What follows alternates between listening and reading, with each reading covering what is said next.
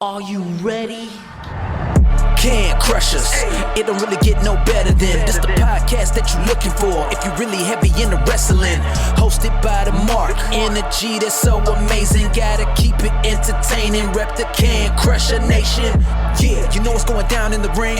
Lights out when you hit a ding ding. Knock 'em out like boom bada bing. Hold it down, you can crown me the king. Got a shout out to the Miz and Duke the Dumpster. We choke slamming everybody. Power driving, hit 'em with a face buster. Yeah, this the show you need and it ain't no need for waiting. Mark, hold it down for the Can Crusher Nation.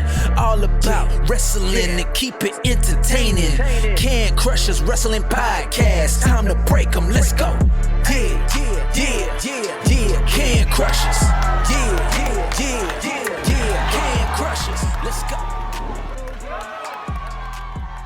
Hey, this is former WWE superstar Duke the Dumpster Drosy, and you are listening to the Can Crushers Podcast. Hello!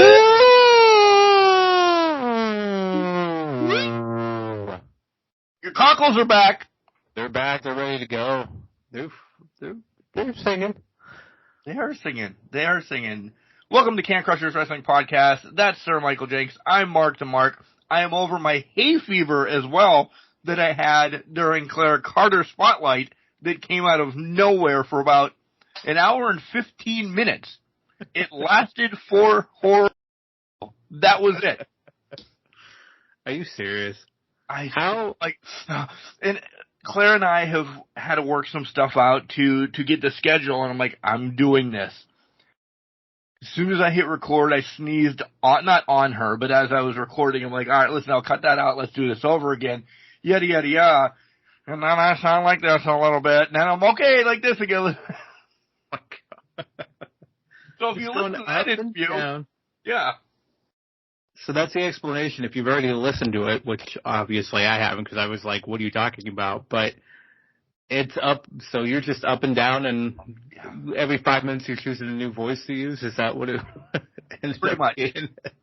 Pretty much. But by the time I did the next interview later in the week, and now, 100%, I'm telling you, it lasted for the duration of the time that I was on the phone with her. That's insane.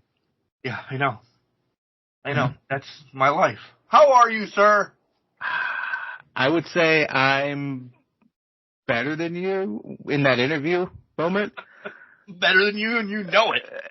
Just in that moment, but outside of that, I'm okay. It was a week.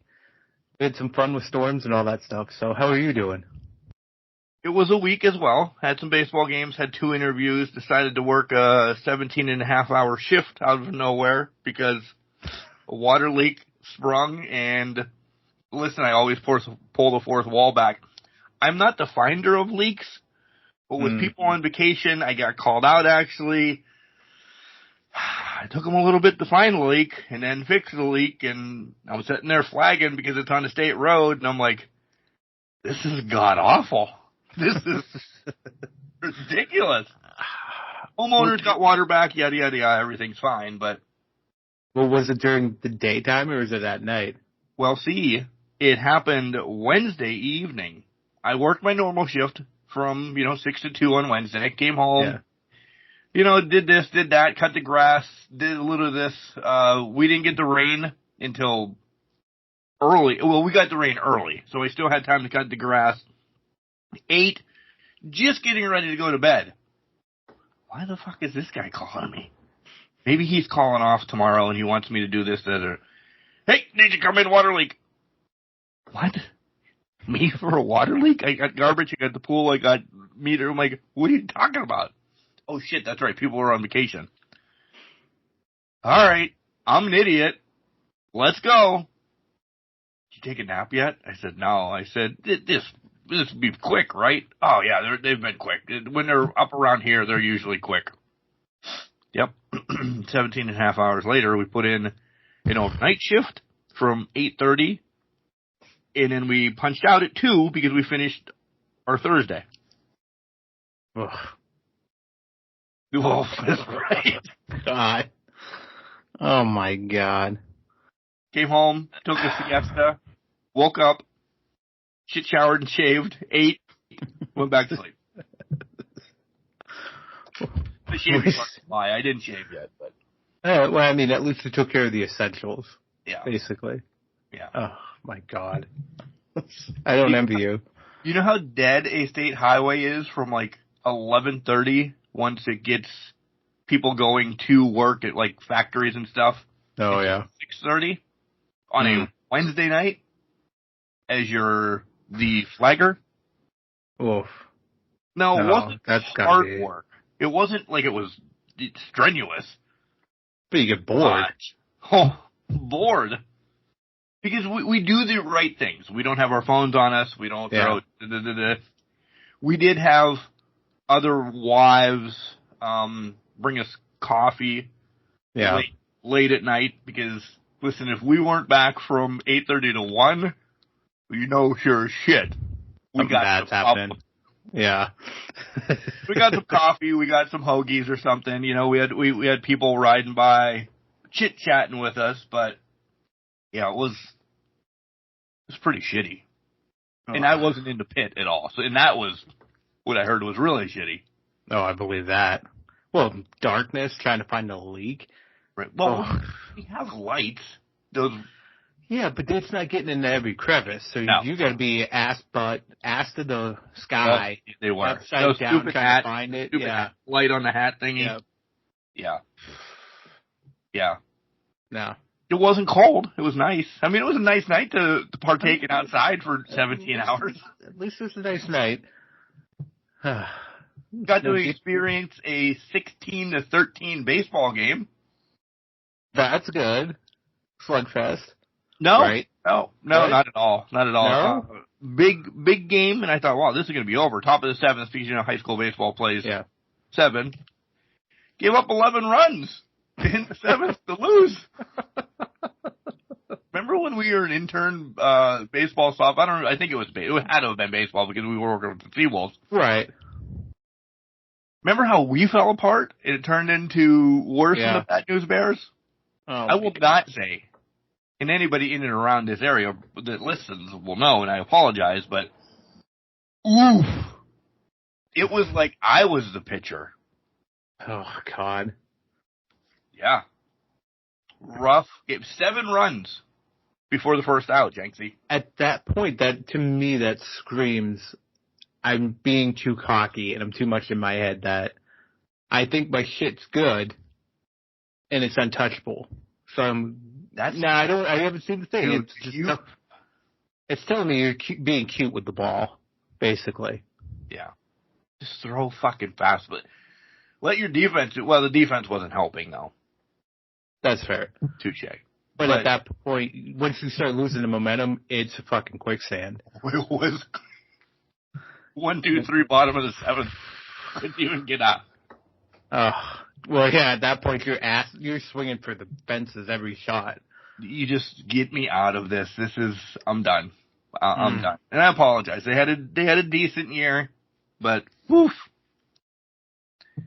So I got a little bit of a break. Again, probably about 3 weeks before I start diving into other things, and I'm all right with it. That's good.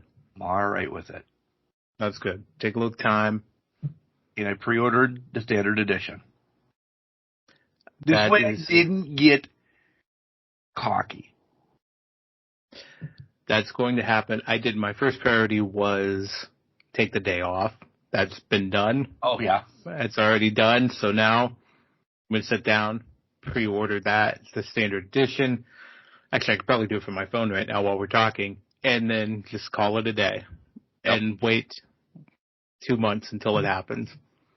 Because after the podcast, I'm like, man, should I? And we're talking about EA Sports College Football. If you're just new to the podcast. If you didn't know what we were talking about, then you're insane. But anyways. Yeah. And I was like, I've paid $30 for less. And I'm like, do I really want it on that Tuesday? Tuesdays are nice days to take off work. Yada, yada. I'm like, no, I don't need that extra junk. We get the extra junk anyway. I'm not paying $30 to get it. As much as we've talked about it for 2.5 years now, a long weekend is better than taking a Tuesday off and going back to Wednesday. That's exactly it. Because then all you're doing Wednesday is thinking about the game. Getting home. Is getting home to get to the game, and you're just driving yourself up a fucking wall at that point. Yep. Take the time. You really are pre-ordering it right now, aren't you? Yeah, I am. You really are. Trust me, folks, as we're on Skype recording this, you really live and breathe right now. I said it was. Honestly, before I forgot again, I downloaded the PlayStation app I've been busy on 2K24, setting up some things for the Can Crusher community, getting some stuff together. I got another title made. Mark's aware of this. I got 2 titles, a show, venue. So right now, oh, don't ask me my password. Like, I remember my password right now. Asshole. Anyways, I've been doing that, so getting things ready for that. So I had to download the app, so I was trying to figure out how the hell do you upload images. Like, I was completely lost on that whole thing. That took me way longer than it should. Once I figured it out, it became easy after that. So, Bailey's neglected her a little bit. You know, she says that about a lot of things, especially if she doesn't get her way and get food all the time. So, I mean, that's just the way that goes. This dog will eat every time. There it is. All right. Ladies and gentlemen, it's been pre-ordered. So. If we would do stupid stuff and everything, we would do it. But perfect. We're not that cool. Yeah, we're not. That's fair. But yeah, so a lot of good stuff going to get out into the WWE community at some point. And send Mark a rendering of the new title I made, see what he thinks about that. And we'll go from there. So I'll at least get that out for use. I played a lot with CM Punk last week after the podcast. Well, not directly after the podcast, Saturday, essentially. Yeah. I played a lot with Punk. I like his movesets. I like everything about him. Funk is okay. I finally pulled the trigger to download a lot of people that I've been waiting because, you know, it's been out now for a couple months, yada, yada, yada. I drugged, and however you want to say it, some people into the new thing. Now I think it's time to start my universe. So there you go. We'll have this weekend. And there's a lot going on this weekend, folks. I don't know if you know this. It's a holiday weekend, so if you got a lot going on, you got a lot going on. But I may do a little bit more to get things set up. I was thinking I'll get the Can Crusher thing out and all that stuff, so hopefully I text Mark and say, here, play this and tell me what you think of this. Let's fucking go is what I'll say. So I don't have many hot topics or anything, but I do want to tell you how special I am. This is the story that you're special to all of us that know you, so... No, I mean the other special. Wow, well... Okay, well, let's hear this. I knew Queen and King of the Ring were this weekend. Yeah. Saturday. Then I'm like, awesome, 2 weekends in a row of pay-per-views. Till I watched Dynamite, and I'm like, wait, that's all this weekend. Yeah. Then it's back-to-back pay-per-view, so I'm like, oh, we're going to have to do a subtle change. We're going to just do things that we liked on wrestling predictions, essentially, instead of diving deep into everything. I did not, Jenks, cross my heart, hope to die, stick a needle in my eye, all that stuff that we used to say as kids. 4 months. Didn't put it together that King and Queen of the Ring were Saturday at 1 o'clock and Double or Nothing Sunday. No. Even though last week you're like, oh, we can all watch Double, because I knew Memorial Day was coming. Yep. That flew over my head last week. Well, Memorial, it just feels like May this whole year has just gone quicker than a hiccup, to be honest. But I did not expect it to be Memorial Day this fast. To be honest, the epiphany for me about when the pay-per-views came almost last week. It was more or less like, oh shit, the one Saturday, one Sunday. It wasn't that I thought there was 2 separate weekends. It just didn't click. Oh shit, they're Memorial Day and it's a week and a half away type thing. That's better than 3 days before all of it. I completely agree. Well, that's fair. But, yeah, a lot going on. Yeah, so Maybe that was what it Maybe. is. We'll blame it on that. We'll say you got a lot going on and things happen. And in 3 days, another big number. We have a senior in this house in 3 days. Where did that time go? I know. Remember him running around with Bondstones and Seawolf and everything when he was like 3? Yep. Yeah. Yeah. He's like, and he didn't take many days off this 9 weeks. He's like, because 2 days are full days and then one's the half day thingy that we do around here.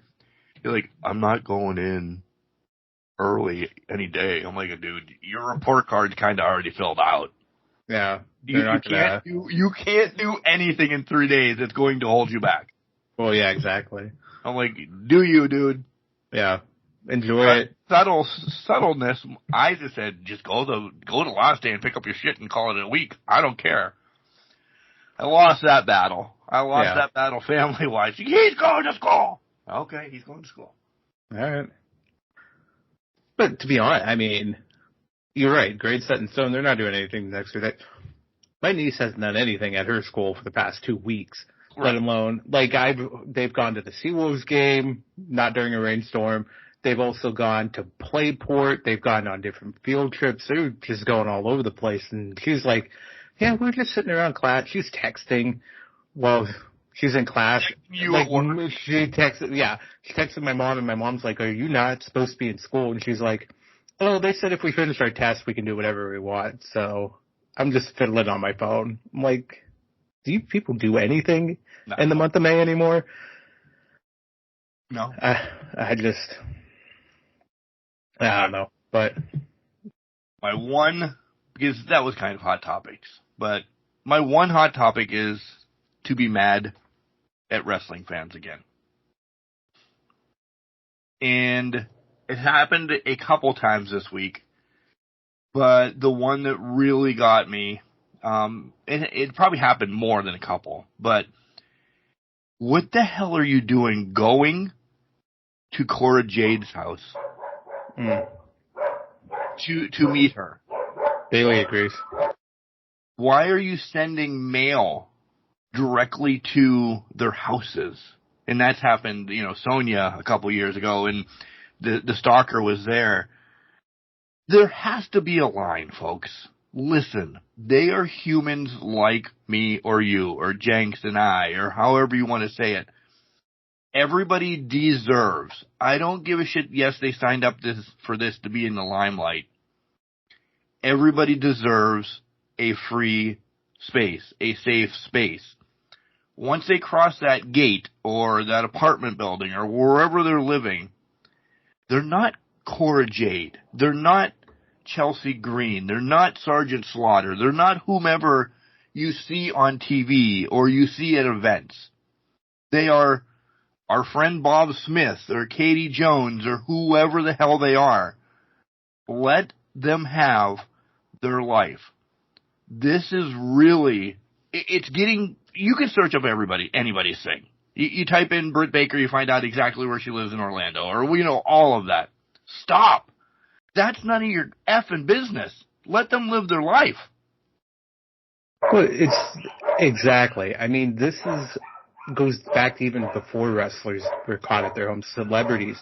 This is how several celebrities in the 80s ended up dying at their homes because they had obsessed fans that just couldn't control themselves, and they were stalkers.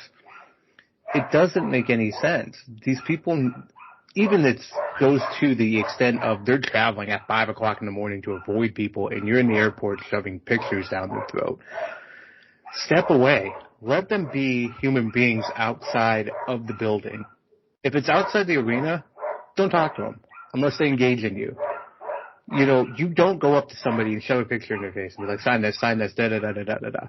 Or you don't go to their house and just, to your point, invade their privacy. Make them feel so uncomfortable that they may have to consider moving again because you've ruined whatever sanctuary they had at that point.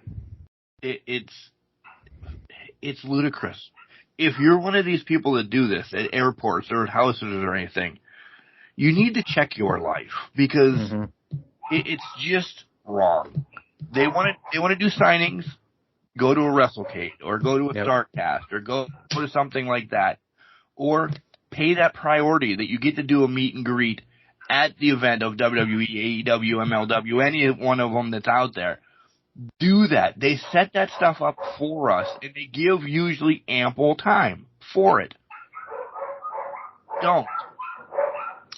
Ample time for it, ample time, even at shows, some people will come up to the guardrails and say, hey, yeah, I'll sign, whatever, and help you out. Don't be that person. Don't be that person that, I could even hear the arguments, I can't afford it, da-da-da-da. Well, then what are you doing in an airport at 5 a.m.? Right. That's telling me something totally different as to why you can't afford it, but I'm not going to go there. Oh, it's stalking. It's stalking. If you're stalking and you're just taking yourself out of the market to not have a job or something like that, and you're just trying to hone in on these people, and let's be honest, maybe that is their job, is just turning around and selling it on eBay. That's ridiculous. It's disgusting. It's terrible. Leave people be. Let them live their lives so that they will continue to entertain us and not be afraid of the fans. And that aspect of it. People, listen, Cora's young. This could make her step away.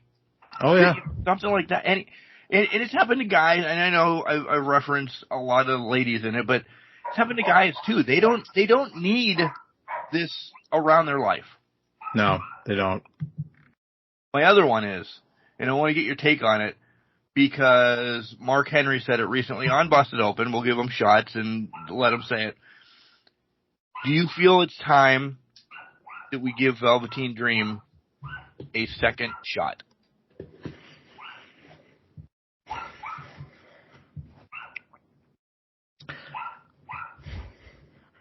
Right. I speaking my words already. I don't see how. If it's happened, I don't back that behavior, and I think I would distance myself from it fully. I disagree with what he did and how he did it. If this was allegations that never became proven, okay, fair. But there's messages, there's evidence, so it doesn't look good. I get it. It's court of public appeal type of thing. But at the same time, I'm going to have my opinions on it. I would not want that. Entertaining is all hell. And I wish I wish it didn't happen. And if it didn't happen, we'd be having a whole different conversation about how great Velveteen is, or maybe he'd be doing something else or anything. It happened. It has destroyed the entire mystique of what that could have been, what that character could have been. I just can't see it. I would 100% agree with you. Word for word, because to keep it clean and fresh, I don't condone it. I would cut family members out of my life for it. I agree. 100%, because if I found that out, I want no part of you. I want nothing to do with you. Yeah. So mine were not, they were hot, and they got us riled up. Do you have anything? I do. Hold on. Sorry. I was just saying goodbye. Actually, I think the only hot topic I had, it's not really a hot topic, but man, bittersweet reminder this week that it's been 25 years since we lost Owen. And that, it was kind of a gut punch at one point this week to me. It's like, shit. It's been way too long. And I must say, I enjoyed the Owen clips I've seen online, but damn, 25 years is just something great. We were talking about how fast May went. 25 years went faster. 25 years went way faster. The longest part of my life, and Jenks, I'm sure you say this, is from 6 to 2 or 9 to 5. It feels like those 8 hours are a year within themselves. Mm-hmm. My grandmother's, this is going to come out completely wrong. The days go by fast, the years go by faster. I didn't understand that until probably last week. Essentially, sitting back saying, oh my God, we got a senior, da-da-da-da-da. Mm-hmm. Yeah. The days go by fast. When you're clock watching at work, you see every minute of those 8 hours, and you're like, Jesus, oh man, is this ever going to stop? Can this hurry up? Let's go. But outside of things, like that 17 hours went fast. Those baseball games went fast. The experiences I'm like, those are all now memories that, are in your head, fresh in your head and everything. And Owens was rough this week. I'm glad you brought it up. I am. The interview next week, we kind of touch on Owen a little bit, the spotlight. So, yeah. Yeah, it's one of those things where I'll never forget and never, and at the same time, wish. I can name all 12 guys that were here jammed into this. Listen, we can't as a family, 3 people sit comfortably in this living room. Yeah. 2 dogs. How the hell did my mother allow 12 of us in there? Yeah. Month after month, watching pay-per-views, and the 12 of us that night were silent. And that's when Mom came downstairs. What's wrong? And teenagers, I'm raising my hand, weeping. Yeah. Yeah. When I had it, my cousin told me about it because he watched the pay-per-view live. I didn't see it. He sent me tapes of pay-per-views and that because they record it, whatever. The past two. VCR. VCR. I haven't referenced a VCR in a while on it. I know. It's all right. But I found out, and I'm like, holy shit. So I watched it after the fact, and he's like, it's a rough watch. And I'm like, well, okay. And at that time, 11-year-old me is sitting there like, okay, it's a tough watch.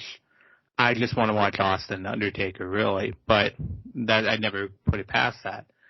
But when the moment happened where they were trying to divert and like watch this interview, something's going on, and then they had the pan on the crowd, I was like, oh my God, this is really heavy.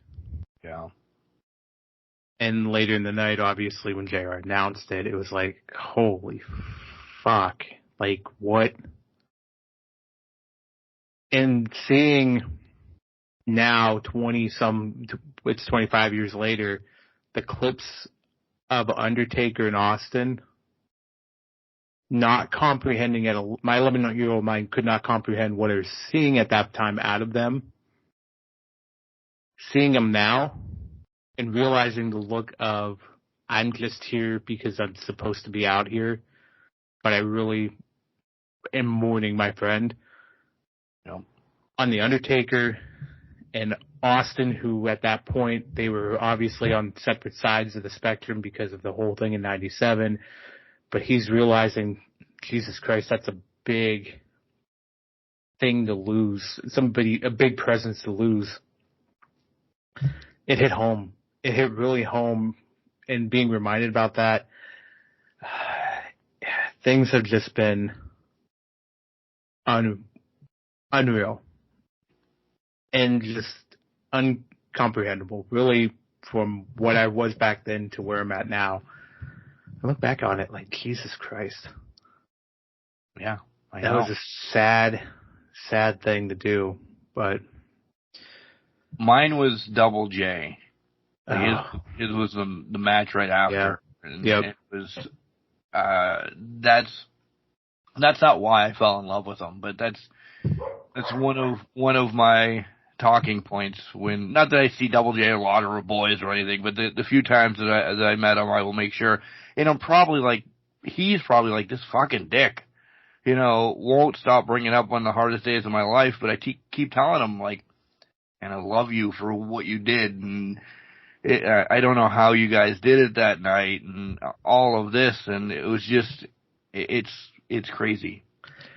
It really is, and that's a good point because that was his best friend, and that was his that was his ride or die. Yeah, I mean, and having to go on afterwards, like, and let's be honest, the match you had to go afterwards on wasn't that great. He could have easily should have been able to skip out on it and be like, I can't do this right now.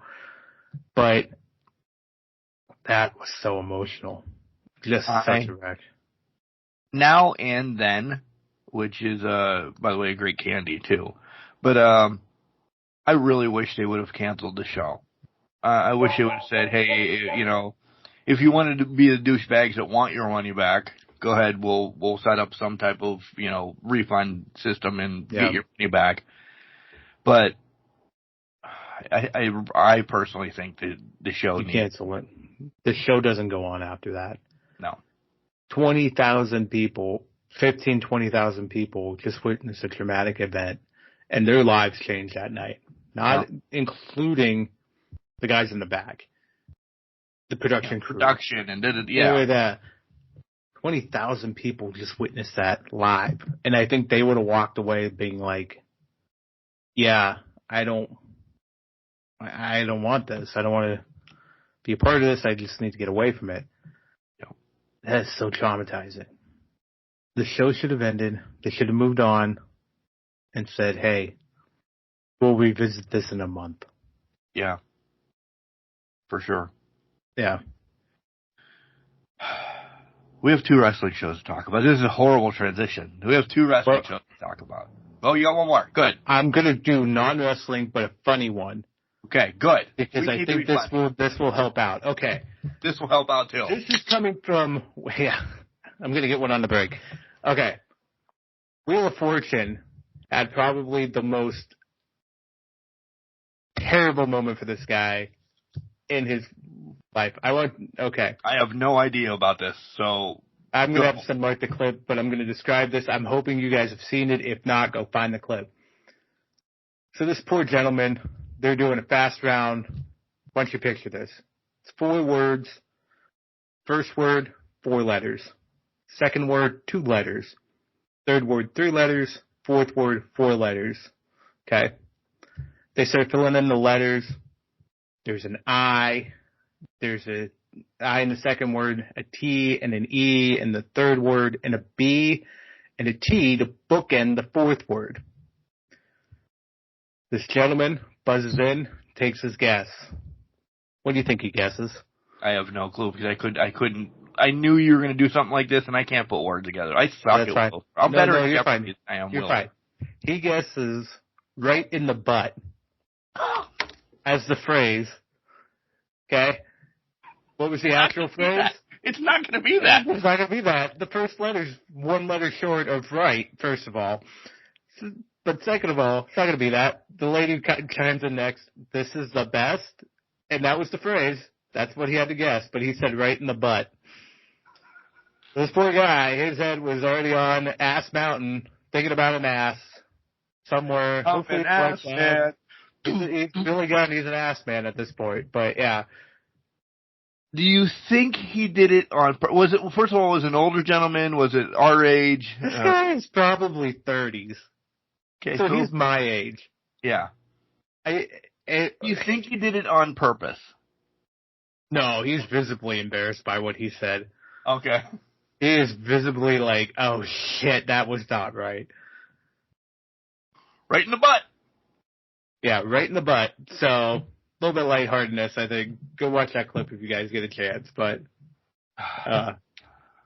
let's pay the bills. Pay the bills right in the butt. We have predictions to do.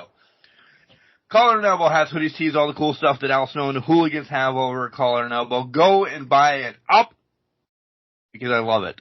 Jenks loves it. It's amazing apparel. The designs out there are awesome. From the Monday Night Wars to Dusty to Macho Man inspired stuff to the paying homage of like Shad and Animal that have passed, and that money still goes to their family, which is really cool. Go and buy it, and we have a promo code, right? Yeah, it's Can Crusher. Save yourself 10% off at collarandelbow.com. You can also use the WWE Shop affiliate code that is in our show notes. Click on that. You may get a discount. You may not, but it helps out the show if you click on it and buy some sweet-ass merch for the King and Queen and the Wing this weekend. That did not come out correctly, but you guys know what I was trying to say. Wing and a prayer at this point. So, Anyways. Don't forget, we also have merch over at CrowdMade. When you get the CrowdMade, just type in Can Crushers. You'll see everything on there. And we have a promo code. No, we don't have a promo code for our own merch. Sorry. I'm kidding. Kidding. He's trying. Right? You just buy something wherever you want. Buy something. Can Crushers. Represent our logo. Just represent us. That's all we're asking for. Yeah. Represent us out there. Dubby. Don't forget about Dubby. I'm low on my beach and cream. My beach and peach. I was going to say that I think I'm going to order another Callow cream. I think I'm going to go every other month. Oh, okay. The Callow cream. I just couldn't pull the trigger on any of the lemonades. But, guys, testimonial here. Dude, I really do wish on a 17-hour I had another Dubby to get through the night. If you would have known. If I knew, I would have taken a double shot with me or something, but listen, when I normally wake up early ass in the morning, I do my scoops, boom, it takes me to do 16 to 13 baseball games. It wears off after a while. It doesn't make it for 27 and a half hours. But it is awesome. The thought that counts. Yeah. No carbonation, no crash, no calories. Put 2 scoops, shake the shit out of it, and you're ready to go. But we have a promo code for W as well. Yeah, it's Can Crushers. Save yourself some fine-ass dough. Put in Can Crushers, use it, and you'll be good. Right. They do have a sample pack out there for about $20 that you'll get your discount off of that as well. They give you 2 or 3 different ones and the shaker. So try W out. It's awesome. Love it. Now, they can listen to us in a lot of different places as well. By the way, Seamless. Because I teased last week, but I did it anyway, and I looked later on the week. You guys had no clue that we switched instantly. It's perfect. It worked out perfectly. See, we told you. You weren't nobody was feeling the pain. Nothing. We have it. Boom. So, again, you can listen to us on Spotify, whatever. Spotify, Apple, Google Podcast, Podurama. Which is coming to an end, by the way. Oh, okay. Not because of us. Google Podcasts in general is coming to an end. At the end of June is no more. That's fair. So if you are a Google Podcast listener, get it in now because you're losing that whole access. But switch to some of the other ones that we mentioned. Switch to some of the other ones. You'll get us iHeartRadio podcast too. Get on the train. Podurama's out there. Remember, they have deals and discounts on their site. Seamlessly transition. Do what you got to do so you can listen to our lovely voices emanate in your ear holes on a week-to-week basis. Also, the audio version of all of this is always available on YouTube. It does come out like a couple days later. For the weekly shows, we're out on Saturdays. For the spotlights, we're out on Wednesday. I believe it's Monday and Friday then, essentially. It really is like 2 days later. But we are on YouTube if you're a listener there.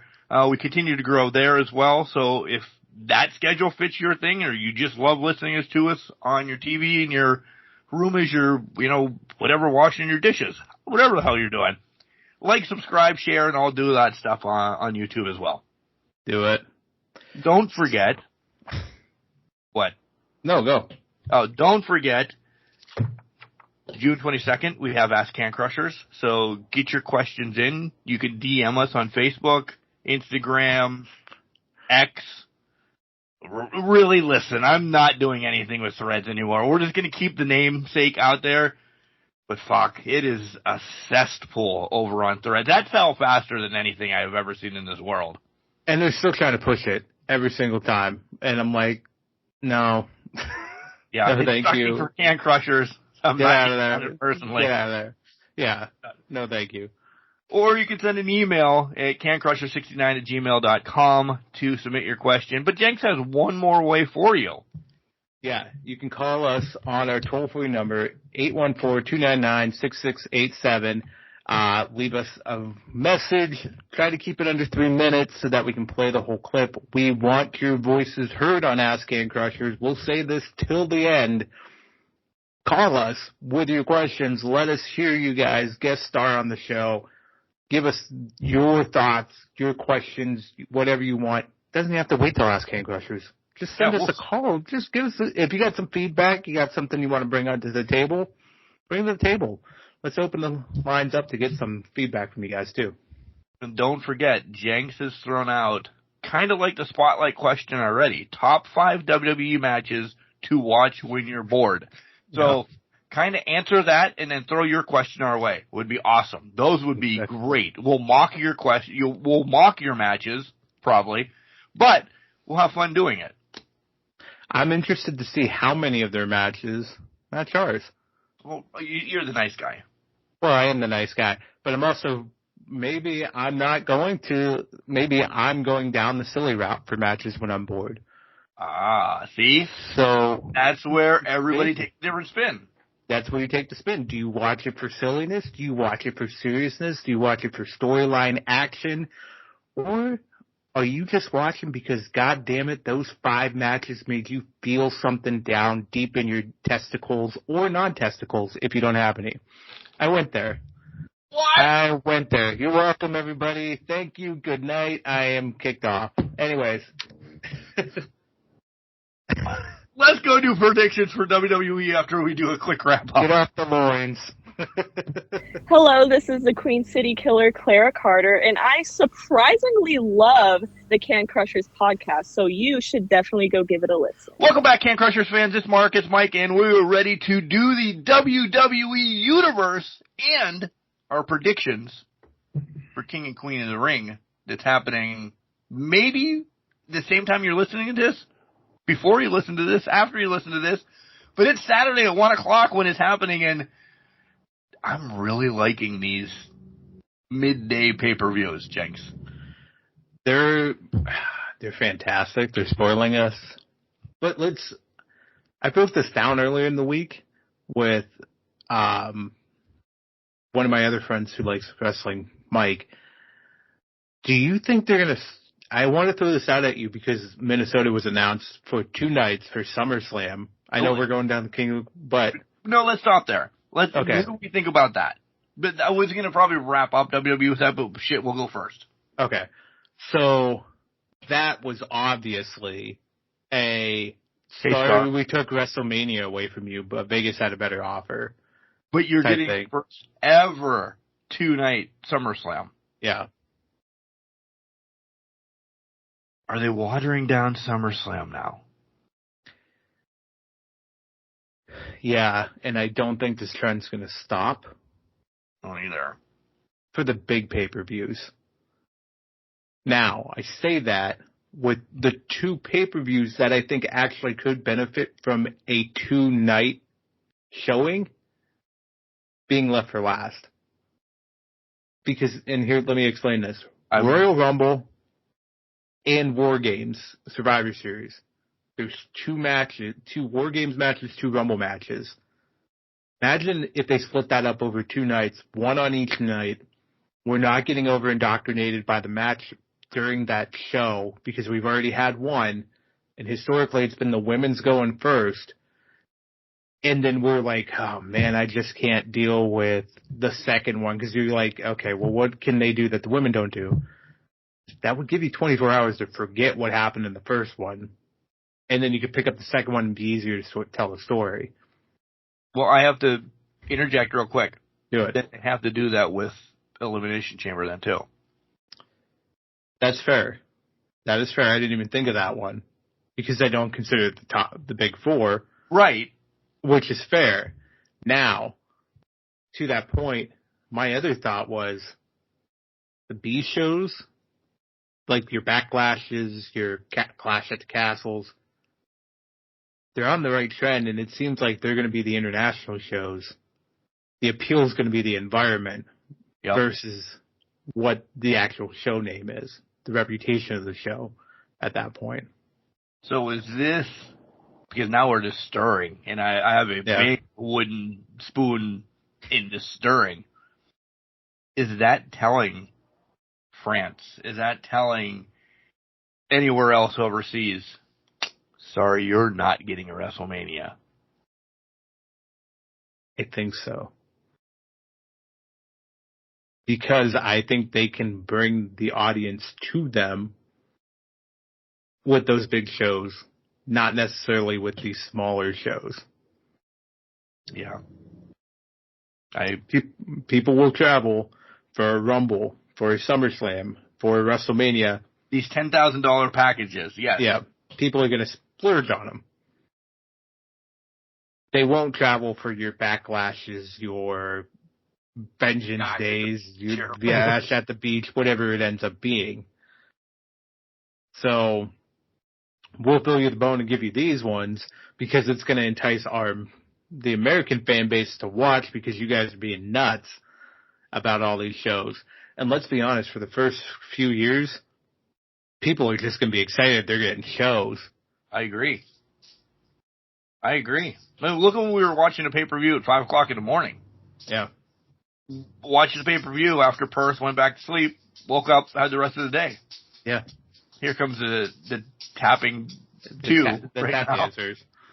Tap dancers right behind you. But, I mean, it's a valid point. It's something they could sink their teeth into. And then you have the Saudi show, which is just basically you're contractually obligated to be there. Words are hard. This beer is hurting me right now. Just cracked it open. I know. Apparently it's not going well, but anyways. But you're just obligated to be there through whatever the hell the end date of that contract is. Yeah. All right, so kind of hot things that happened in WWE this week. And I'm not saying this mean. Listen, we were very much focused on finishing the tournament, establishing that the Bloodline are bastards, which I don't want to say I love the new Bloodline. I do. Yeah. Not as much as the original yet. I could get there though. There just needs to be more meat and potatoes and one more person. And I think the person's coming soon. I agree. I like the I think it gives it a nice fresh twist. It's not fully there vetting out, but again, the old Bloodline needed that 7 to 8 months to kind of get through the minutia, then get the ball rolling and pushing it forward. So I think this takes that time. Yeah, I agree. Yeah. I don't want to say that's it, but was there anything that you're like, oh my God, I don't believe that happened on WWE this week? No, I think if I was not shocked Gunther won, I mean, you can't be shocked by that. Spoilers, you guys know this already, and Jenks and I talked about that SmackDown, which is going to be on when we're recording, but you guys have already watched, yada, yada, yada. Randy wins, Nia wins to move on. There was 2 other matches that don't stand out to me that I remember even reading an hour ago. Yeah. So to that point, we're just kind of, okay, now it kind of crystal clears up what's going to happen and the King and Queen of Wing. Because it's for now the most part, whoever wins the King and Queen of the Ring get a title shot. True. At SummerSlam in Cleveland. Yeah. It's still on sale right now, by the way. By the way, this is just thrown in there.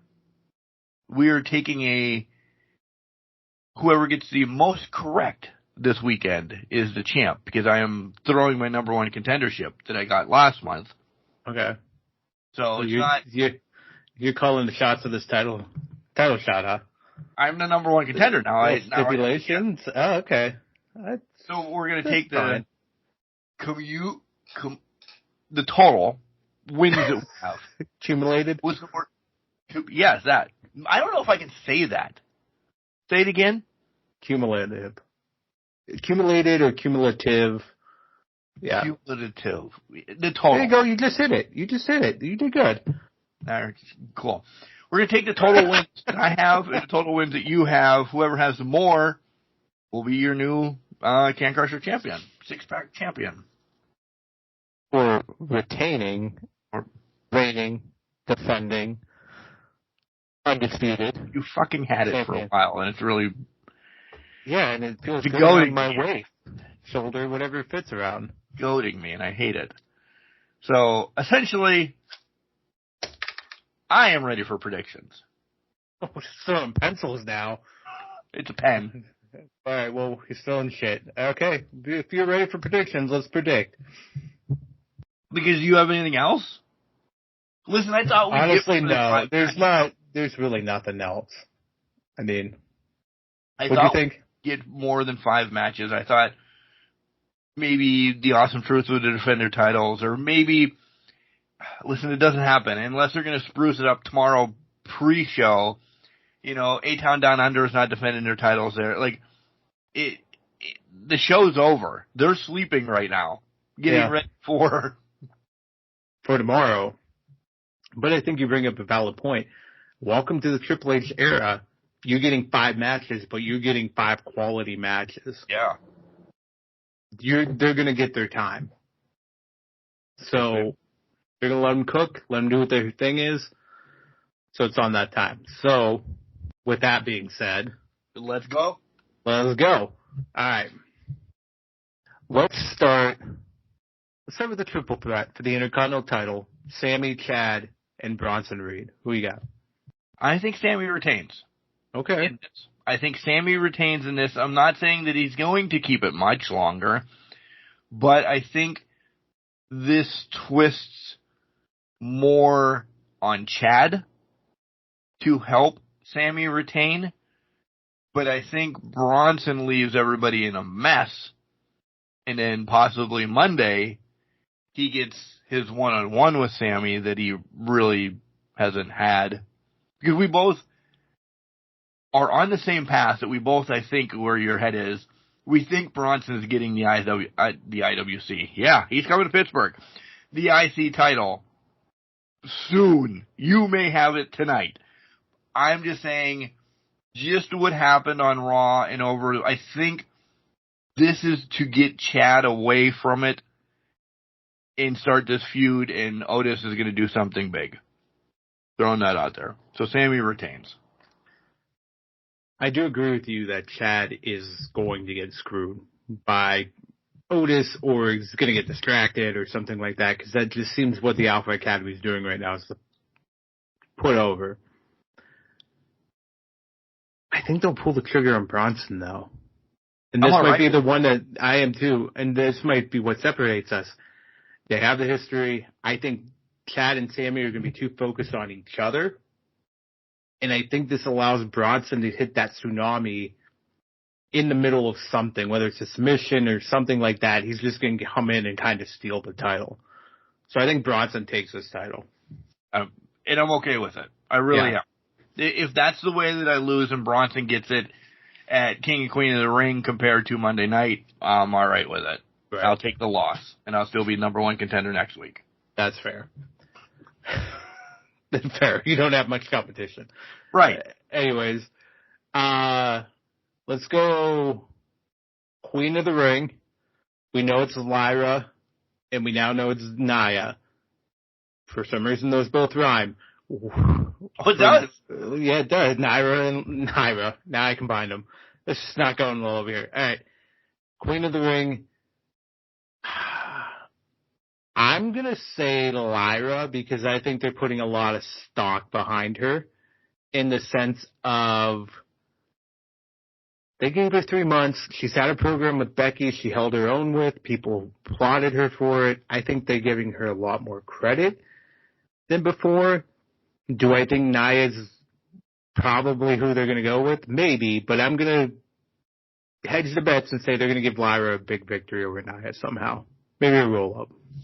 So let me say this, because you're forgetting about something.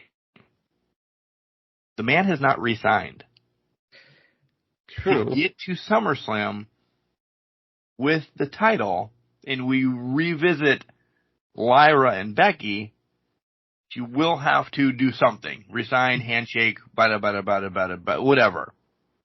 We've seen it, that she was unsure what was doing, and then the next week, Seth signed.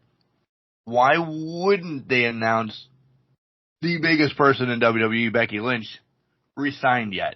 Maybe it's on her. Maybe not knocking. Maybe it's a planned pregnancy that's coming. That they want number 2 or whatever. Whatever. Maybe she's bigger book tour. Maybe she's going to write another book. Might ruin something down the line. We'll see. I like Lyra and Becky. I do. For those that don't watch NXT and miss that match, shame on you. It was wonderful. I ask you this, why is Tiff Stratton over there? Does she get involved? I'm telling you, she bridged for a reason last week or 2 weeks ago to be the queen. She's not in the match, so I want to pick her that she's going to win. Yeah. Okay? I really do. But I don't want to jump that far and be that farce on everything, saying, okay, if she attacks Nia or if she attacks Lyra, she gets a spot, and then she goes on and wins it. Charlotte pops up within a week, and they have their battles because at SummerSlam, Tiffany and Charlotte look like it's Money in the Bank, essentially. Right? Right. Can you defend your Queen of the Ring? Would Nia lose the Queen of the Ring because she gets so cocky? There's so much around this that I have Tiff against Charlotte somehow at SummerSlam, and it might be my own stupidity or cognizance saying, Mark, you're the only one pushing for this, but I just feel it's happening. Why? Tiffany's not bridged many, if at all, times when she's done that. Is that foreshadowing? If you deep dive into wrestling like we do, I think it is. I have to go Lyra over Nia. I do, though. Yeah. Just if it is the throttle, the kick in the ass, and if it's not Becky, and it's Liv, essentially, because they're working two together. She just got punched in the face by Liv this past Monday. So there's stories being built there. Nothing against Nia. She's just not in the story. If they wouldn't have said that this gives you a title shot at SummerSlam, I probably would have said, yeah, Nia, yes. Nia does need a little something. I just don't see how we get her trekked up to there. Fair. And that we both agreed on it makes me really nervous that it is going to be Nia. And that they're going to pull the rug because, let's be honest, that is an established superstar. Right, wrong, and different. That's their established monster heel that they want to push. And they've done things with her. So is it a bigger program for Nia versus Becky, where Nia has beaten Becky and has a 1-0 victory over Becky if Becky resigns? Potentially. For me, I think they want to use this to push younger talent as much as possible. That's what the King and the Queen kind of thing is supposed to do. Right. When Brett won at 93, it was to bridge his gap from the IC title and that world title reign that he had in 92 into Yoko, that he lost to Yoko, into basically putting him in the main event spotlight. Being the face. Being the face of the company. That was what it was intended to do. Have there been some duds? Yeah. Billy couldn't hold his shoe to The Rock when it came down to brass tacks. That happened. It is what it is. We move on. But there have been some big things that have come from those successful stories with Brett, Kurt, Austin, to name a few. Yeah. So right now, to me, I think they want to use it for Lyra, and I would agree. Nia doesn't need this. But again, to back the point up, she doesn't need it, but she'll probably get it. I'm worried. Yeah, I'm worried too. That's probably my most worrisome pick of the weekend is right there. Yeah. Because if Nia wins, it's, hey, you kind of get to pick your opponent. And I would imagine it's Bex. I would imagine. It has to be Bex. It's not going to be Bayley, because who knows if Bayley will have the title at that point. I don't know. Who knows if Bex will have it? Well, I don't know if Bex will have it either. We don't know if Bex will be with the company at that point. So leave it there. We'll leave that there, and we'll go to the King of the Ring now. We're both ready to say one down. It's Gunther versus Randy on 3. It's probably going to be the same name. 1, 2, 3, Gunther. There it is. It's going to be a good match. Okay. Would this shock you? This would shock me if Randy would win. Randy doesn't need this whatsoever. Right. But it kind of does put a legend as a king then. Nothing. Booker was still floating. Yeah. He made it. Savage, when he won, I mean, Harley was given it, essentially. Haku, it made Haku a little bit. Savage was cool. Then you get into what we now know is the King of the Ring. Brett and Owen and Stone Cold and, da-da-da-da-da down the line. Those have all helped excel. Who was somebody that was already Hall of Famer that's won it? Well, then we'd have to get into I think you'd have to get into the later 2000s version of it, which, let's be honest, it's in hindsight thinking about this. Yeah. But to be honest, the one that pops out, Regal was at that cusp of he's leaving, but he's a vicious villain. He's kind of a legend at that point. People respected Regal at that point. Yeah. Liked his villainous bullshit. I would say that's only because they had to give it to him because they wanted to use the King of the Ring sporadically throughout the company. It wasn't Sheamus. No. Sheamus is a Hall of Famer now, and that's in hindsight. At that time, everybody listening to this probably thought, God fucking damn it, not Sheamus. It wasn't Mabel. Was it? What? Not Mabel? Not Big Vis? Next match. All right. Next match, we have, let's go. Women's World Champion, Becky versus Liv, a.k.a. has Becky signed a contract to keep her around? I'm going to put it on you first because we kind of went both same time last match. We did. I'm going to say it's Liv. Because of that. I'm in the same boat. I do think Liv is winning this title because I think they want Liv to have a title reign. And rightfully so, she should. Because I think they see a bigger payday in Liv Rhea. Without doubt. But Becky's contract status kind of pushes it for that. This match was probably supposed to be Liv and Rhea. I think it was. You're right. And Liv getting the win.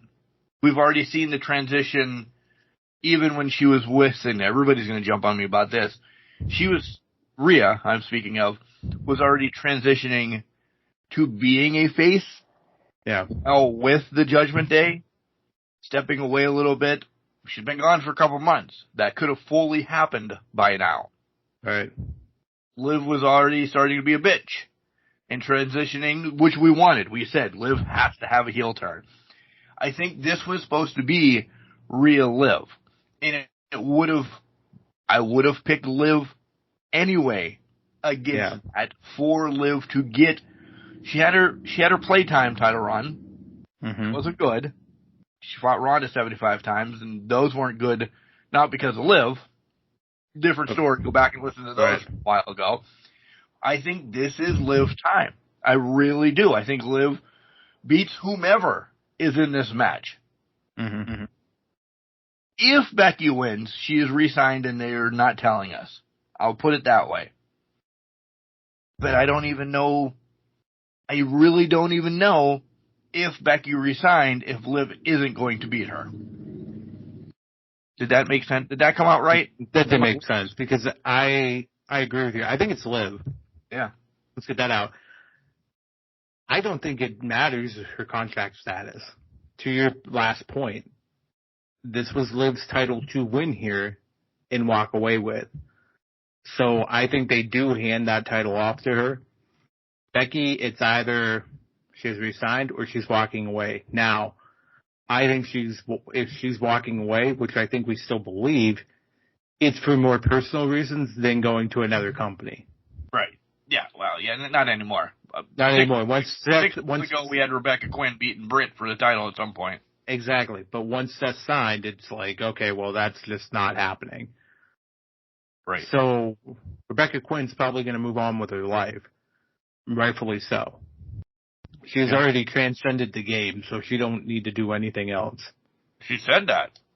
She said it. I believed it before she said it. I agree. So, with that being said, this is the last hurrah for full-time Bex. That is a great point. Full-time Bex. She'll be back here and there once in a while, but full-time Bex is done. Does she, and again, it's June, we're saying, roughly, her contract. We don't know if it's the beginning of June. Right. This is going to be her last, it's not going to be her last match. But something happens that Becky is off TV for a while. And then we'll forget. Yep.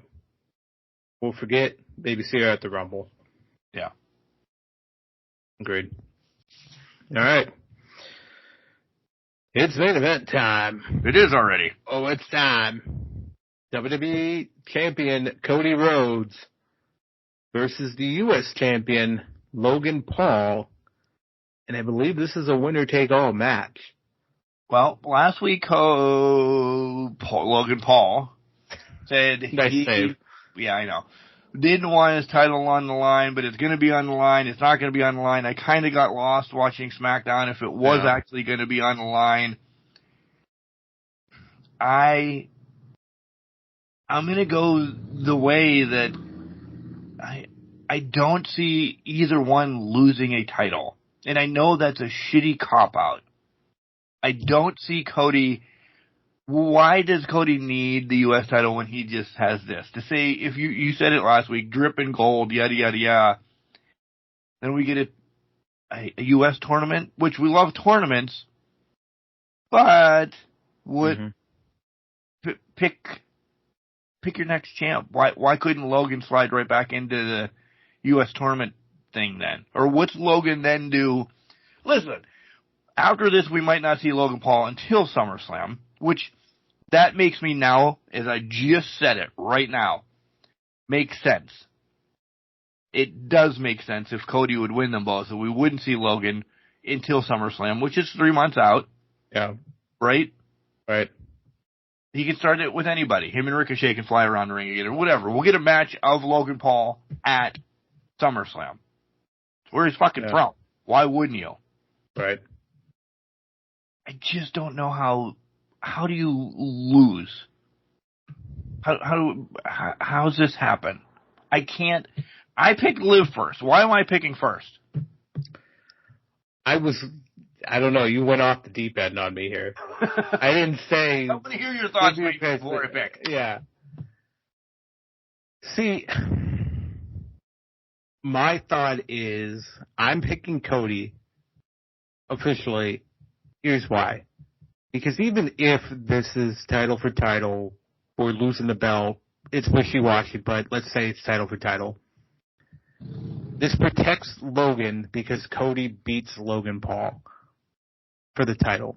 And it basically just says Cody Rhodes is the only person in WWE right now that can beat Logan Paul for a title or just straight up. Because he's the champion. This is literally to further cement Cody as a strong champion and to make Logan feel a little more harder to beat. Indispensable, if you will. Logan can come back and fight whoever he wants in Cleveland, and probably Logan wants to have a fucking shit show street fight, fucking whatever. Over because it's Brown Cleveland. Stadium's called, yeah. Yeah, First Energy Stadium's going to get all the energy because he's going to want a fucking moment, which is probably going to circle back to Ricochet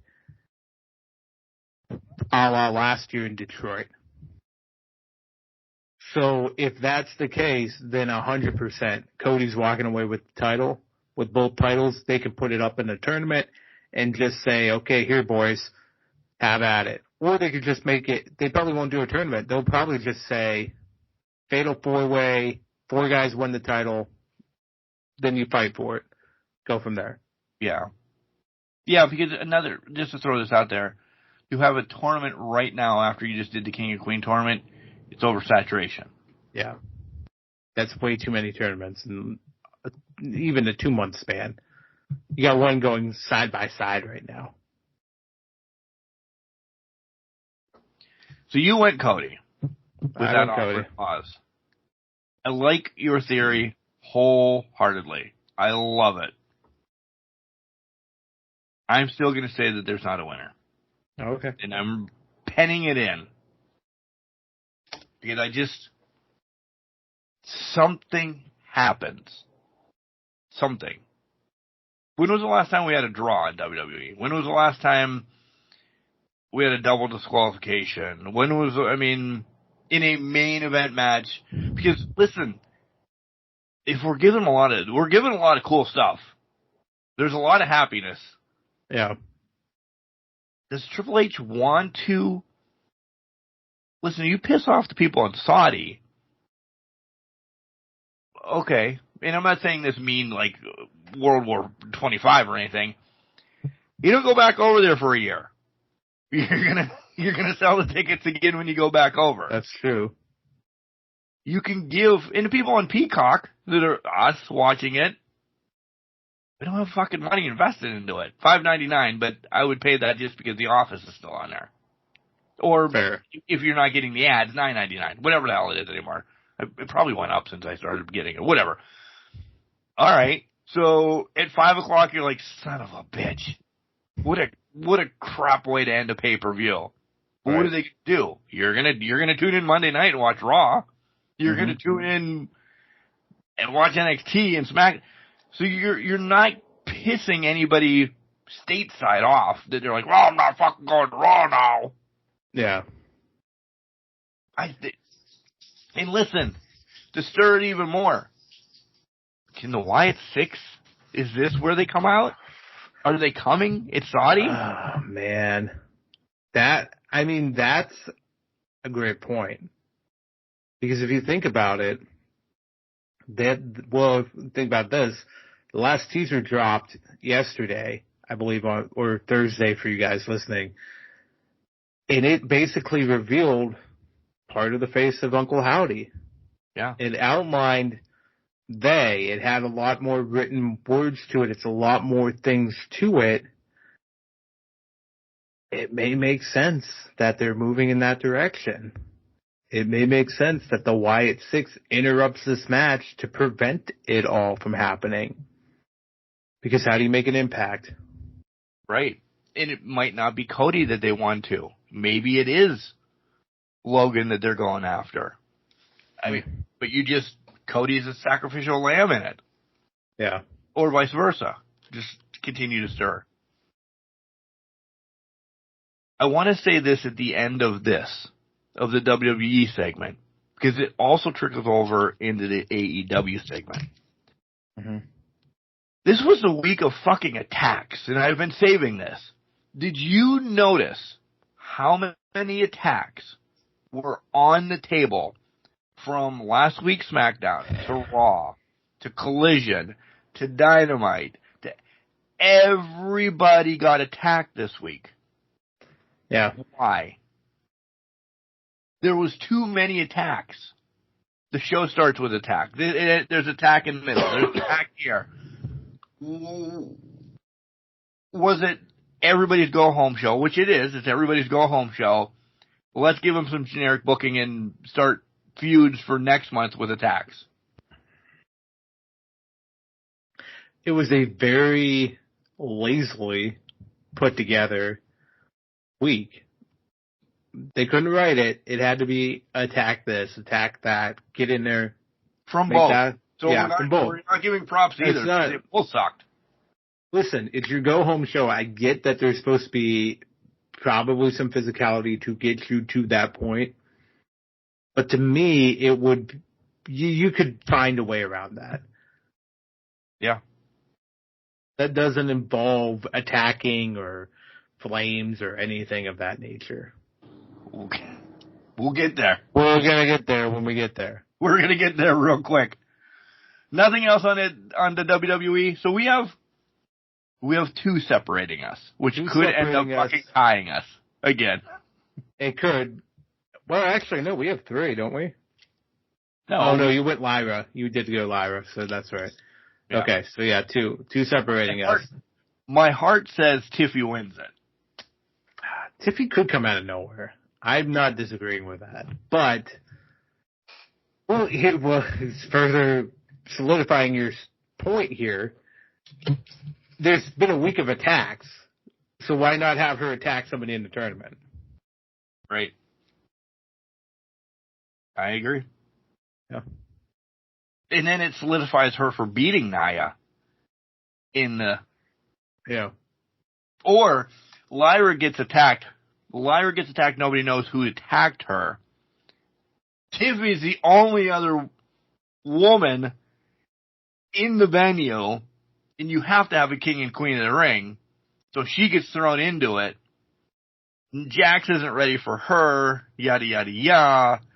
Tiffy wins, makes a big to-do. In 3 months, we find out, after SummerSlam, we find out that Tiffy has attacked Lyra, and Lyra and Tiffy have some type of a show. See, that's a good point. And let's play off of that a little bit. That ties back into the Nia-Tiffy kind of interaction that we've had a few weeks ago, before Backlash.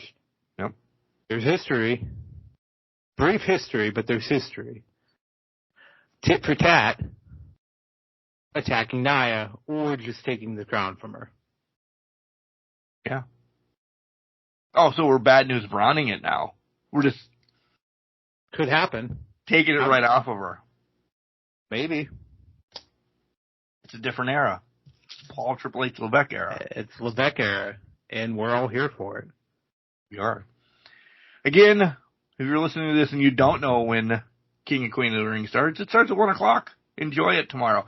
In our neck of the woods, it is supposed to thunderstorm. So, at like 11. So I have to have the grass cut. It's going to lock you in. Shopping done by 11.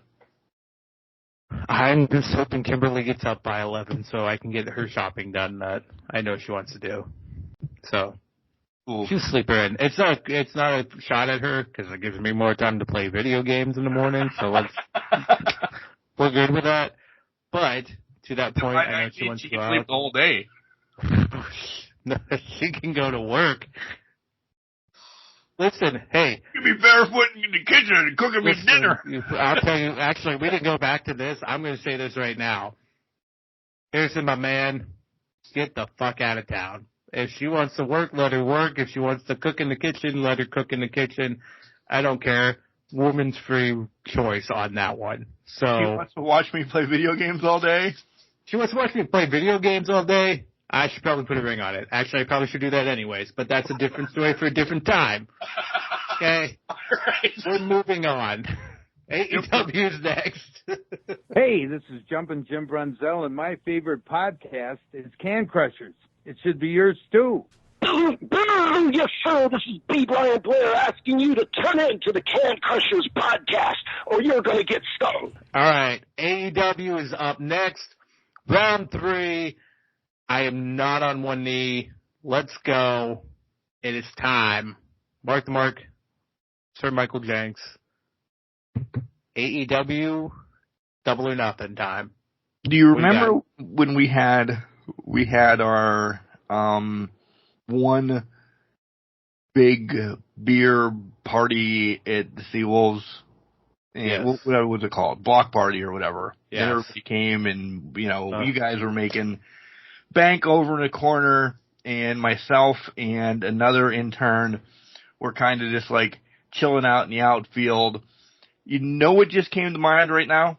What? Me and Michael Schnell dancing like Beyonce to Single Ladies. All single ladies, all single ladies. Two huge men in the outfield dancing. Oh, how it shifted then, because then we had a dance party out in the outfield, and you guys lost some people. We did. I will say that, must have been nice to have time on our hands to do a dance party. You had the front gate. As soon as everybody was coming in, they were grabbing beers and making their way out to us. Well, once they saw the shenanigans that we were doing out there, they stuck and stayed. Listen, I don't blame people for doing that whatsoever. It was just the fact that it just made for a very, very, very long night. It was indeed. It was rough. It was rough. But I don't know why the last segment we ended with you on Bended Knee, you and Boys the Men, wrapped back around to me to Single Lady. Well, listen, Single Lady got put a ring on it. Yeah, right. Yeah. AEW time! Finally.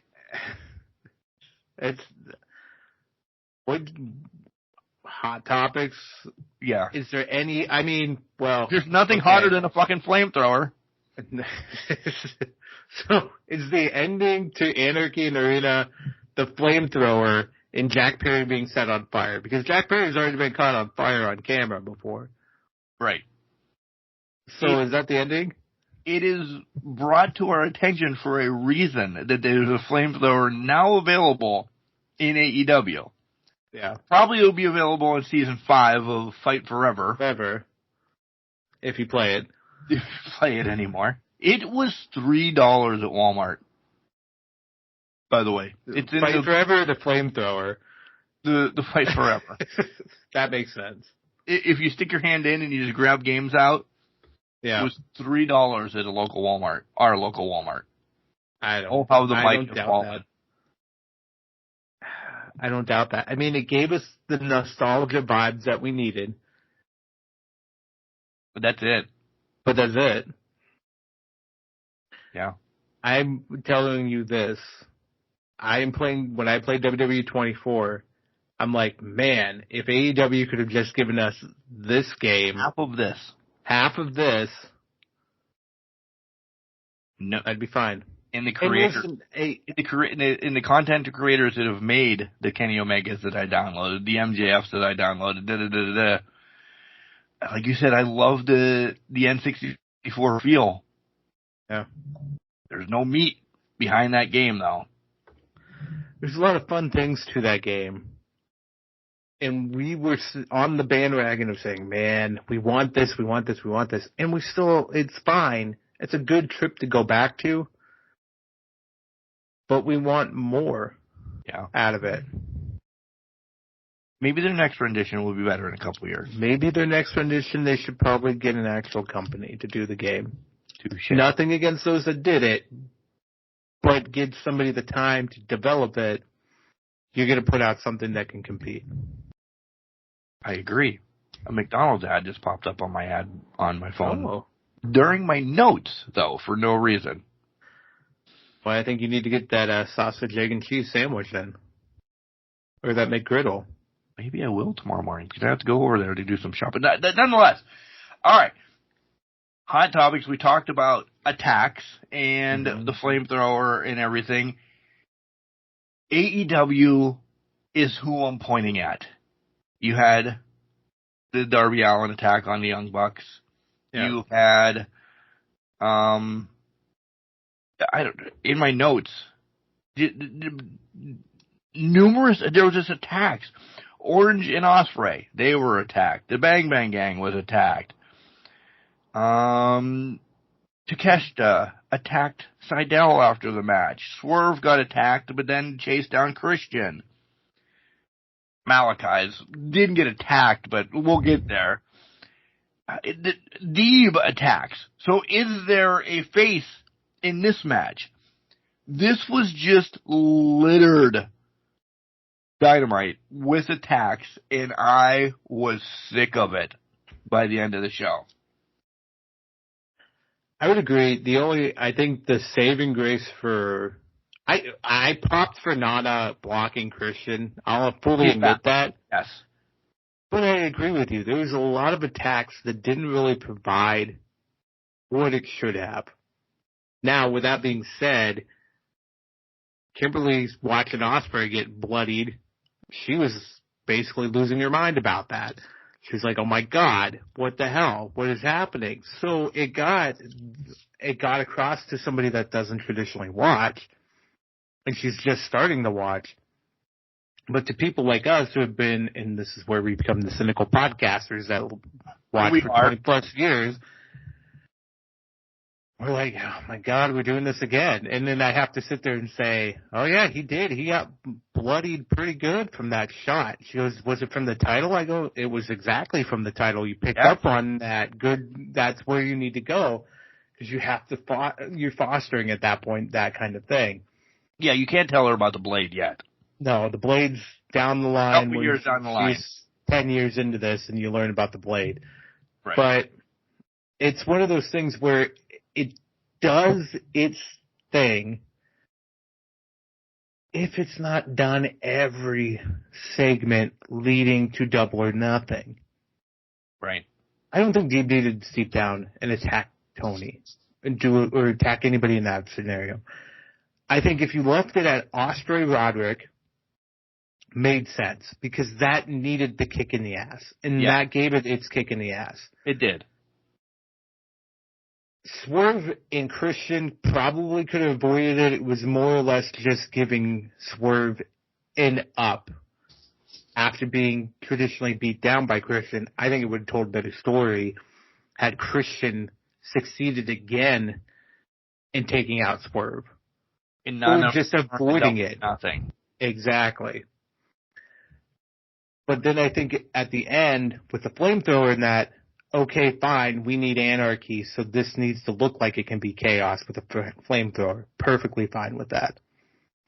Bookend it. Cut out the rest of it. Because the rest of it didn't need what those attacks they thought were going to provide. Right. The Deeb one is the one that I'm really most perplexed about. Yeah. Well, it's the way that she's been portrayed this whole time. They've been trying to... But Tony hates people. We just love her for hating us. Like, she's supposed to be the heel in this. But see, this is the tired argument of when you're so good at being a heel, you're loved for it. Right. Or I know. You're so ridiculous at being the heel that you're loved for it. Loved for it. Deeb didn't stand a chance. Deeb would not stand a chance alone becoming a face, whether it was Tony or not. Right. Just Tony being on the other side of it really just put her in a deep hole with that. Yeah, I agree. And then Takeshita's afterwards was just so Moxley could walk through the crowd. Well, yeah, that's exactly it. Like, just give us Moxley versus Takeshita. Just have Takeshita beat Seidel and then Moxley come out. Yeah. Do his thing and then walk away. It's Seidel. Yeah. Moxley's not saving Seidel. We mocked Seidel for doing nothing for a long period of time. Yeah. Hook, Brian Keith, and Shibata match was painful because of Jericho. This whole thing because of Jericho. I'm more invested in Samoa Joe trying to recruit Shibata and Hook than I am about fucking Jericho and whatever. We getting Jericho and Joe? As long as it retires Jericho, yes, I hope so. If we're just getting Jericho and Joe, it's another victim to the Jericho void. That's what I'm worried about. Really what I'm worried about. By the way, I also forgot the Bang Bang Gang in Death Triangle. They were attacked too, essentially. One more out there. No reaction to Death Triangle coming out None. And I can't blame the crowd because I didn't have a reaction because it was the foregone conclusion of that whole thing. Right. You told us last week that they were getting back together. Yeah. You put Phoenix, who was making his return, on TV. And to that point, I saw an ad that Phoenix and Penta had signed a deal with a mask company or something like that on Instagram literally Wednesday afternoon. I'm like, oh, they must be coming out tonight. Sure enough, here they are. Tony's marketing, he markets too quick. Yeah. Do you know what I mean? But, like, don't release it. He's signed a deal with a mask company. It's okay to release it the next day. Nope. Or, like, and even I'm not if saying you... it was him or the mask company, but yeah. you just tell the mask company, listen, let's do this after, 11 o'clock on Wednesday. Wrestling fans are online then. Yeah. Well, to that point, it was probably, let's do this Wednesday. Oh, okay. And not thinking, oh, I need to wait till after they come back Wednesday night. Right. Wednesday afternoon, we're going to release it. Yep. But let's get to something cool that actually has the internet. Do you know the internet's kind of up in roar that we got the bloodbath from Malachi? They are loving it. I mean... But they're kind of a little upset, though, too, because it's a reference to the Brood. Christian's there. We're getting Gangrel. He shouldn't have brought the Brood stuff up. I loved it. I thought it was good. There's a lot of jokes about a very ancient viral YouTube video that had happened at one point in time. Can't remember the exact name. I remember watching the video 1,000 times when I was in college and laughing every fucking time. There's reference to that. But to your point, there's also people that are like, oh, it's another blood thing, blah, blah, blah. This was actually, I thought it was good. I thought it added to it. Barbed wire cage match. Barbed wire cage match. It's the blood color. It's not like just a soupy red or just It wasn't black. Nickelodeon slime. It wasn't Nickelodeon slime. It looked like legit blood. In the visual of Malachi Black in the blood was kind of fucking cool. It was better than the Beatles or the red on the mat of the Hell in the Cell. That's true. That's fucking true. And we really didn't even touch on Collision, but Collision was really... I will give props. Hey, I know it was rope assisted, but damn, Ospreay hitting Shane Taylor with fucking Stormbreaker. Beautiful. That was awesome. That was pretty sweet. But to your point, Collision is literally a who's who of burial matches. Yeah. Orange against Isaiah Cassidy. Johnny TV against Hook. Nick Wayne against Jack Cartwheel. Good. He made a show. Anna Jay can't spell win, let alone anything else right now. Well, the candle. It's deep. Yeah. Rocky Romero against Shibata. Shane Taylor and Ospreay was good. Yeah. Danielson and FTR against the biggest man on AEW. Lance Archer and the Righteous. I love the Righteous. I love everything about them. Their gimmick. They're the Bray that we wanted once Bray was gone, and yeah, they're kind of that. We're like, oh my god, this could be so much. Not when you fucking put him with Lance Archer. Thank you, Billy. Not when you put him with Lance Archer all the time. Even with Lance Archer, they could be somewhat formidable, but God forbid we book a big man to win a fucking match. Right. I mean, the Righteous should be in the AEW tag team title hunt. Yep. Put them there. Why are we not putting them there? Why are we just fucking feeding them, leading them out the pasture and putting them down? Agreed. Agreed. There's so many questionable things. Like, they have great wrestling going on. It's where they wrestle. It's where the boys wrestle, or whatever the hell it's called. But you can't put over the best talent. Why? I'm not saying the Righteous are winning any wrestling awards. Right. But they are charismatic to all hell and entertaining for that fact. It's the same thing with Dalton Castle. Entertaining as all hell. The charisma's out the ass. Yeah. Like peacock feathers, I guess. I might as well make that analogy while we're here. But in the ring, he's very serviceable and can have great matches. It's the same thing with the Righteous. Let them fucking be the charisma things that they are and let it happen. Give them TV time. Give them vignettes. Give them things to build them up and out of ROH.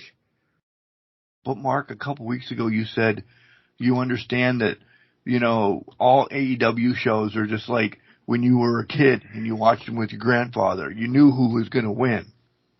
Right. I did say that, and I will stand by that. But there was stories involved if Hook was fighting Jack Cartwheel or whatever. Yeah. Something happened. You came over and you did a promo after. You did a face-to-face with Tony and David Crockett, or, even on Superstars, you had, I don't know, Bret Hart. You had the Hart Foundations against, Steve Lombardi and Outback Jack. Something happened. Nothing's happening. You're just getting Hook against Jack Cartwheel. Well, nothing's happening like it's late edition of Sunday Night Heat. Yeah. It's 2005 version of Sunday Night Heat where they put in just random guys to build some wins for people. If this was late 90s Sunday Night Heat, we're having promos, we're having story build out, main event stars are showing up and actually having fucking matches. It's not squash matches all the time. And that's what it's become. Your main event's not even a main event anymore. It's a squash. You tell me you didn't know that Danielson and FTR was going to beat Archer and the Righteous before the bell. They have to. They fucking have to, because they have to build them up to look better for whatever's going to happen at Anarchy in the Arena. Surprises. An upset every once in a while tells more of a story than wins all the time. Every time I see Lee Moriarty, I want him to win a match to just surprise everyone. Yeah. Because he can wrestle. He can wrestle. He's that fucking good. Yeah. Let him goddamn win. Do we need this is going to sound horrible. Do we need like a junior heavyweight title in AEW for the like of Lee Moriarty? And even throw Seidel in there. And so they have something to stride for.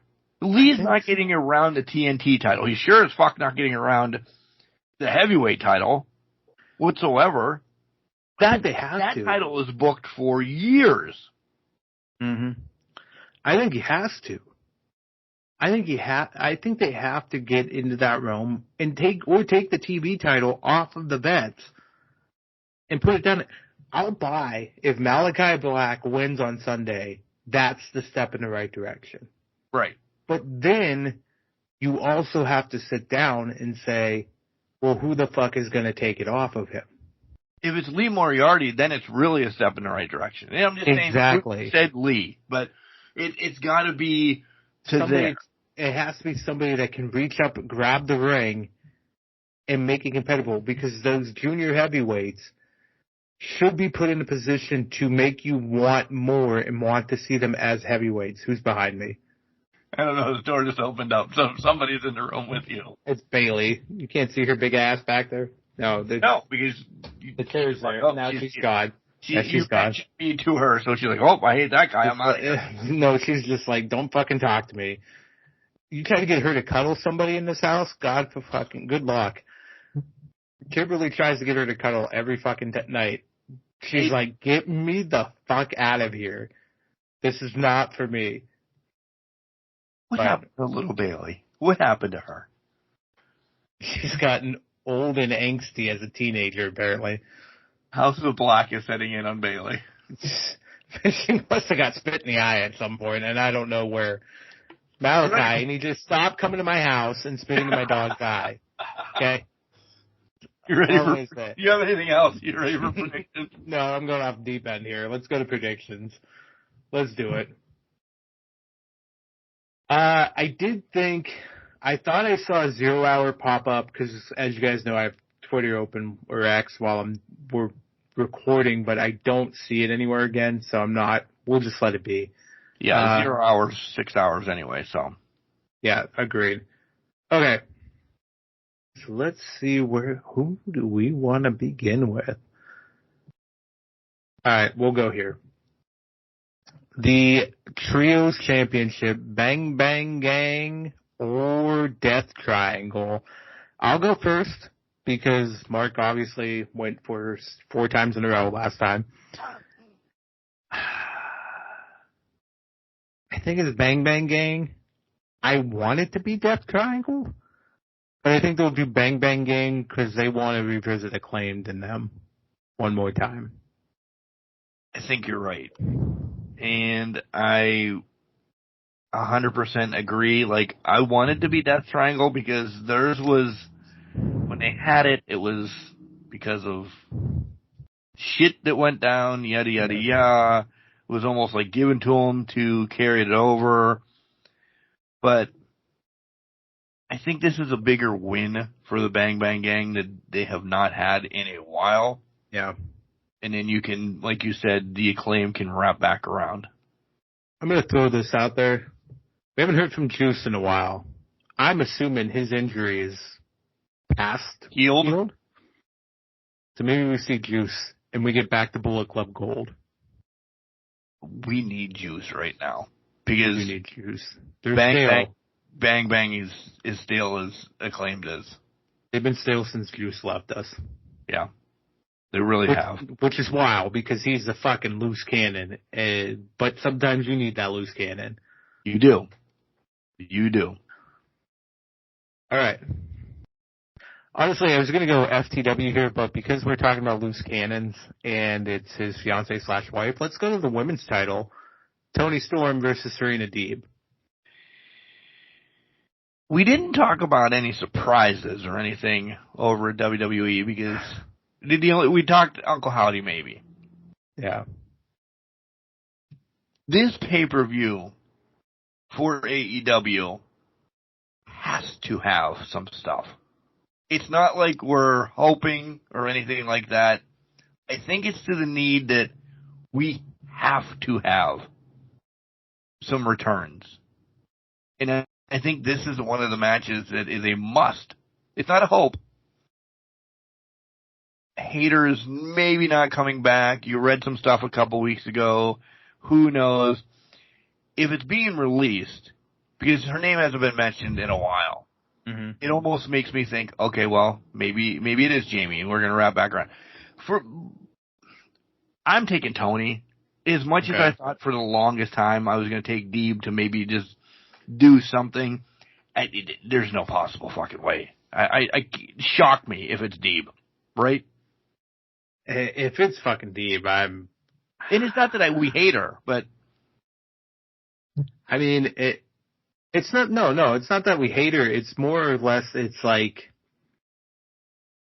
she's just the legend of the division. That's what she's there for, is to coach and lead and be the legend of the division. She's not the women's championship.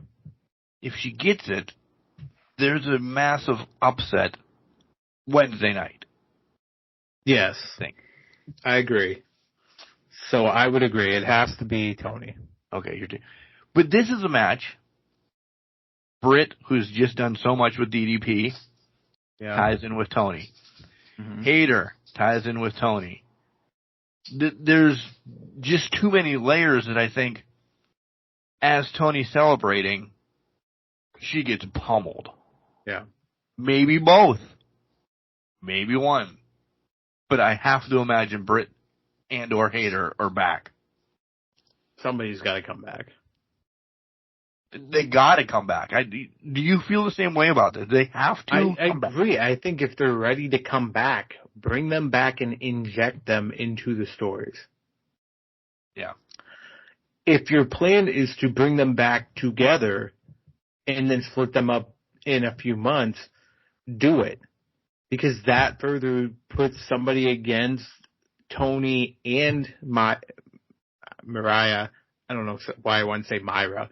Mariah puts them both in the same, puts a tag team against them, gets that ball rolling, gets that breaking down, and then you get moving it into the right direction for you. Get them in here somehow. Touche. All right. Let's go triple threat FTW title. I don't want to say this, but I have to say this. I think they're sticking with this learning tree bullshit for well past this. So I think your next FTW champion is going to be Big Bill, the teacher-student matchup, probably at like All Out or All In or something like that, which I'm okay with. But God, 3 months of the learning tree. If you put it right back on Hook, what does this do? What is it doing now? I understand that, but I mean, you bring it back because Hook will get rid of the learning tree title. It will be for the world. It'll be yeah. Fuck the world again. It'll be fuck the world. But what did it do then for anything? Why did Hook need not to have this title for a month? Did he shoot a movie? Did he graduate high school? Like what? Why? It can't always go back to Hook. It can't. If you want to excel him. My hope, even though I'm picking Jericho, are you picking Jericho? Yeah. Okay. My hope is that Shibata walks away with this, and in 2 months' time, we visit Shibata and Hook. Because that's the balance that they're kind of playing here with it. It is. Which is good. That's a good matchup, which that can be an actual learning tree for Hook and be an actual learning experience for Hook. They won't pull that trigger with Shibata. I don't know why, but they won't. I don't think you keep the title the same way once it leaves Jericho. This can't be... Well, no, it's not going to be for the world title once it leaves Jericho. Okay. I think it's more or less, it gets the title off of Jericho. I'm picking Jericho, let's be clear here. We both are, unfortunately. Yeah, but in this scenario, we get the title off of Jericho, but it goes to Shibata, and then we have like 3 months, or maybe even if it's at Forbidden Door, we have a month build up for Hook and Shibata kind of going back and forth, and then it's a more technically sound wrestling type thing. I would argue I'd rather see this on the Pure title in ROH, wherever the fuck that has gone. Right? I think it went with Yuta out the pasture at this point, because I think Yuta's injured. Yeah. If that was bad, if the Pure title was there, I'd say Hook and Shibata would be go for it. Fantastic, yeah. They're not going that route, though. No, they're not. Idiot's going to keep it for a while. Oh, idiots, yeah. Stupid idiots keeping it for a long period of time. All right, OC versus Trent Beretta. I would imagine it's going to be OC. See, I'm going to differ. I would say Trent, because they've been building up this Don Callis is with OC storyline. I think they pull the rug out, and he's actually with Trent, and Trent's joining the Don Callis family. Because Trent alone cannot stand on his own. No, I agree with that. I think OC puts over Trent. But they're on that same note, Callis is the one saying that OC is with him. And, you never believe Callis. Right. Because he's slimy, this, that, or the other. I think we get the fresh Orange that we are going to see a little bit more dastardly. And he lays waste to Trent. Not that Trent becomes the good guy in this. I just think we're cheering OC the whole match.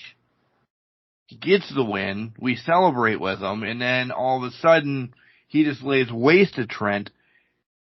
Trent's still a bad guy. We don't give a fuck about him anymore. He can go on his merry way. I'm thinking Trent's taking a hiatus. Because after this match, what do you do with Trent? Best friends are in and out all the time anyway.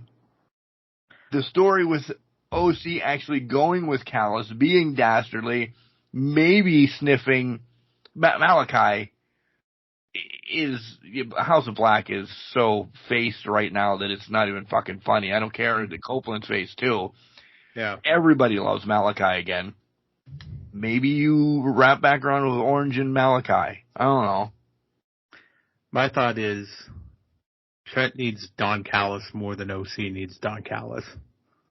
And at the end of the day, if Chuck is truly done with his career, Trent needs something to do. And if they're not bringing Sammy back. Yeah. And to me, I get where you're going with the dastardly thing, but they made it a point to put OC and Will Ospreay together as a team this past week. Ospreay's on his way out of the Don Callis family. Oh. Was he really ever in it? He wasn't, but they're making the association to keep Don Callis relevant. I think this is just pushing that into that direction. OC stays the face that he truly is, and Ospreay is Ospreay. I just think Trent needs it more, and I think they've done a poor job of disguising this because they picked someone too loved by fans to be believed that they could be an actual part of the Don Callis family. I'm just hoping. If that happens, if your scenario happens, love it. Yours is correct. Maybe. We'll see. Well, to be honest, let's see. Because they could just go either way. They could probably not do it for any of them and just fuck you both and be done with it. They're going to hug after the match and punch Callis in the face because he's the one that started the whole wedge. That's the other. Well, let's go down that path because this has felt more like a siblings just fucking beating the shit out of each other because they're mad at each other. This is more of a USO match that we wanted than the USO match that we got. Yeah, exactly. This is going to be actually entertaining. Yeah. I don't know. Do we want them back together, though?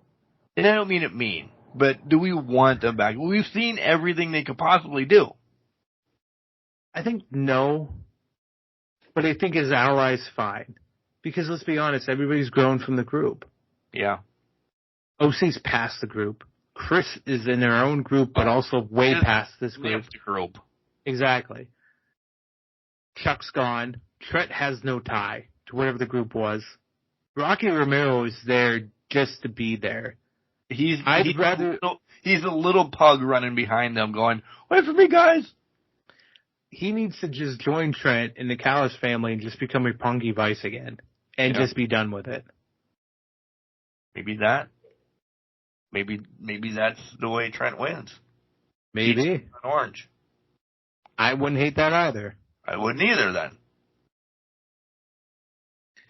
Moving along here. All right. Well, we talked about him enough. Let's go down it. AEW International Championship, Roderick Strong, Will Ospreay. We got 1, 2, 3. Will Ospreay. Yeah.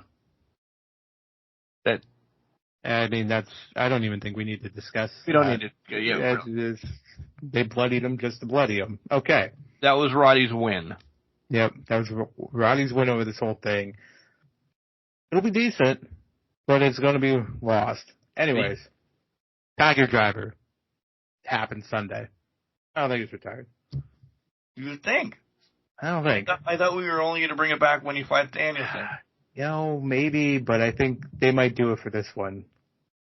I think you bring. Well, you know what? It's a desperation move, so probably not. But we'll see. It would make sense to attack the neck. It would. Yeah. He was in a wheelchair for a year over the neck. You what? What are you laughing at? Before I start screaming at him, I'll go to the actual match I wanted to go to. Okay. Let's go TBS title here. We know it's Mercedes. We know it's Willow. I feel like we're going to say the same name again, so we might as well just get this out of the way. 1, 2, 3. Mercedes. There you go. Where it goes after that, maybe this is... See, I think the surprises have to be looped around the women. Mm-hmm. And I don't mean it mean. I think have it be Hayter and Tony or Britt and Tony, Britt and Mercedes. I don't know if Hayter listen, Britt and Mercedes have been back and forth on Twitter for years. Yeah. 1 of her 3 matches, yada, yada, yada.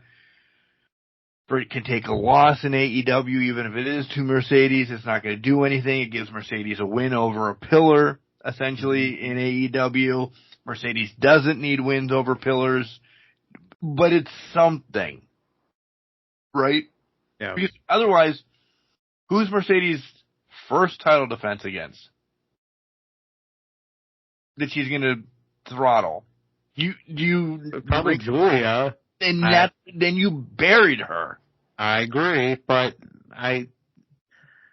have they not set Willow up to be buried here? Oh yeah, without a doubt. Without a doubt. Because this is the you broke my foot, I get your title match. Yeah. She's not losing her first match in AEW. She's done nothing else. Exactly. For 4 months now. Yeah. She called her own shot. She has a 0-0 record, and she said, "I'm challenging you." And we just gave it the title. There you go. Your big business. This is the exact opposite of Jade Cargill. Yeah.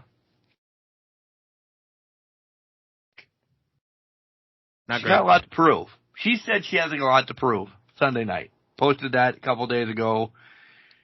And she does. We're all... Listen, if she rocks our socks Sunday,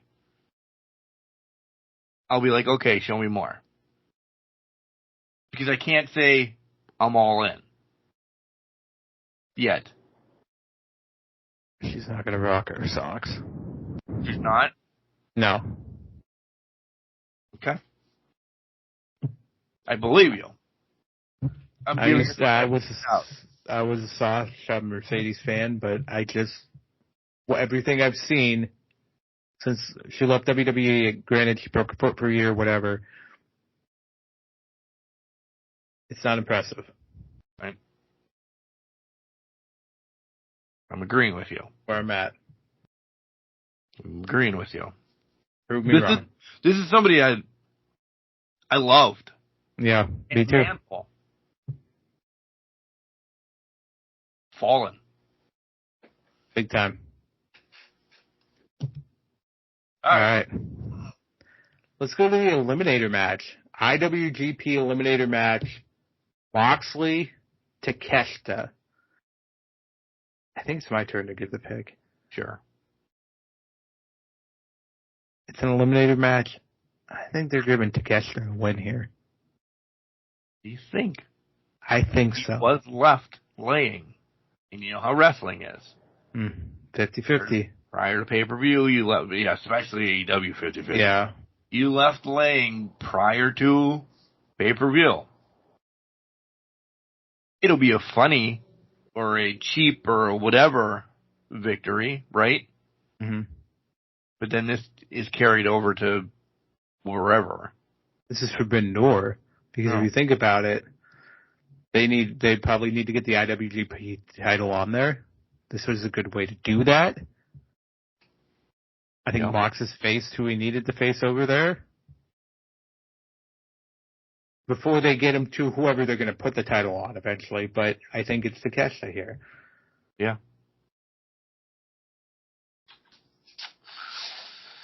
This is probably a hard one to pick for me.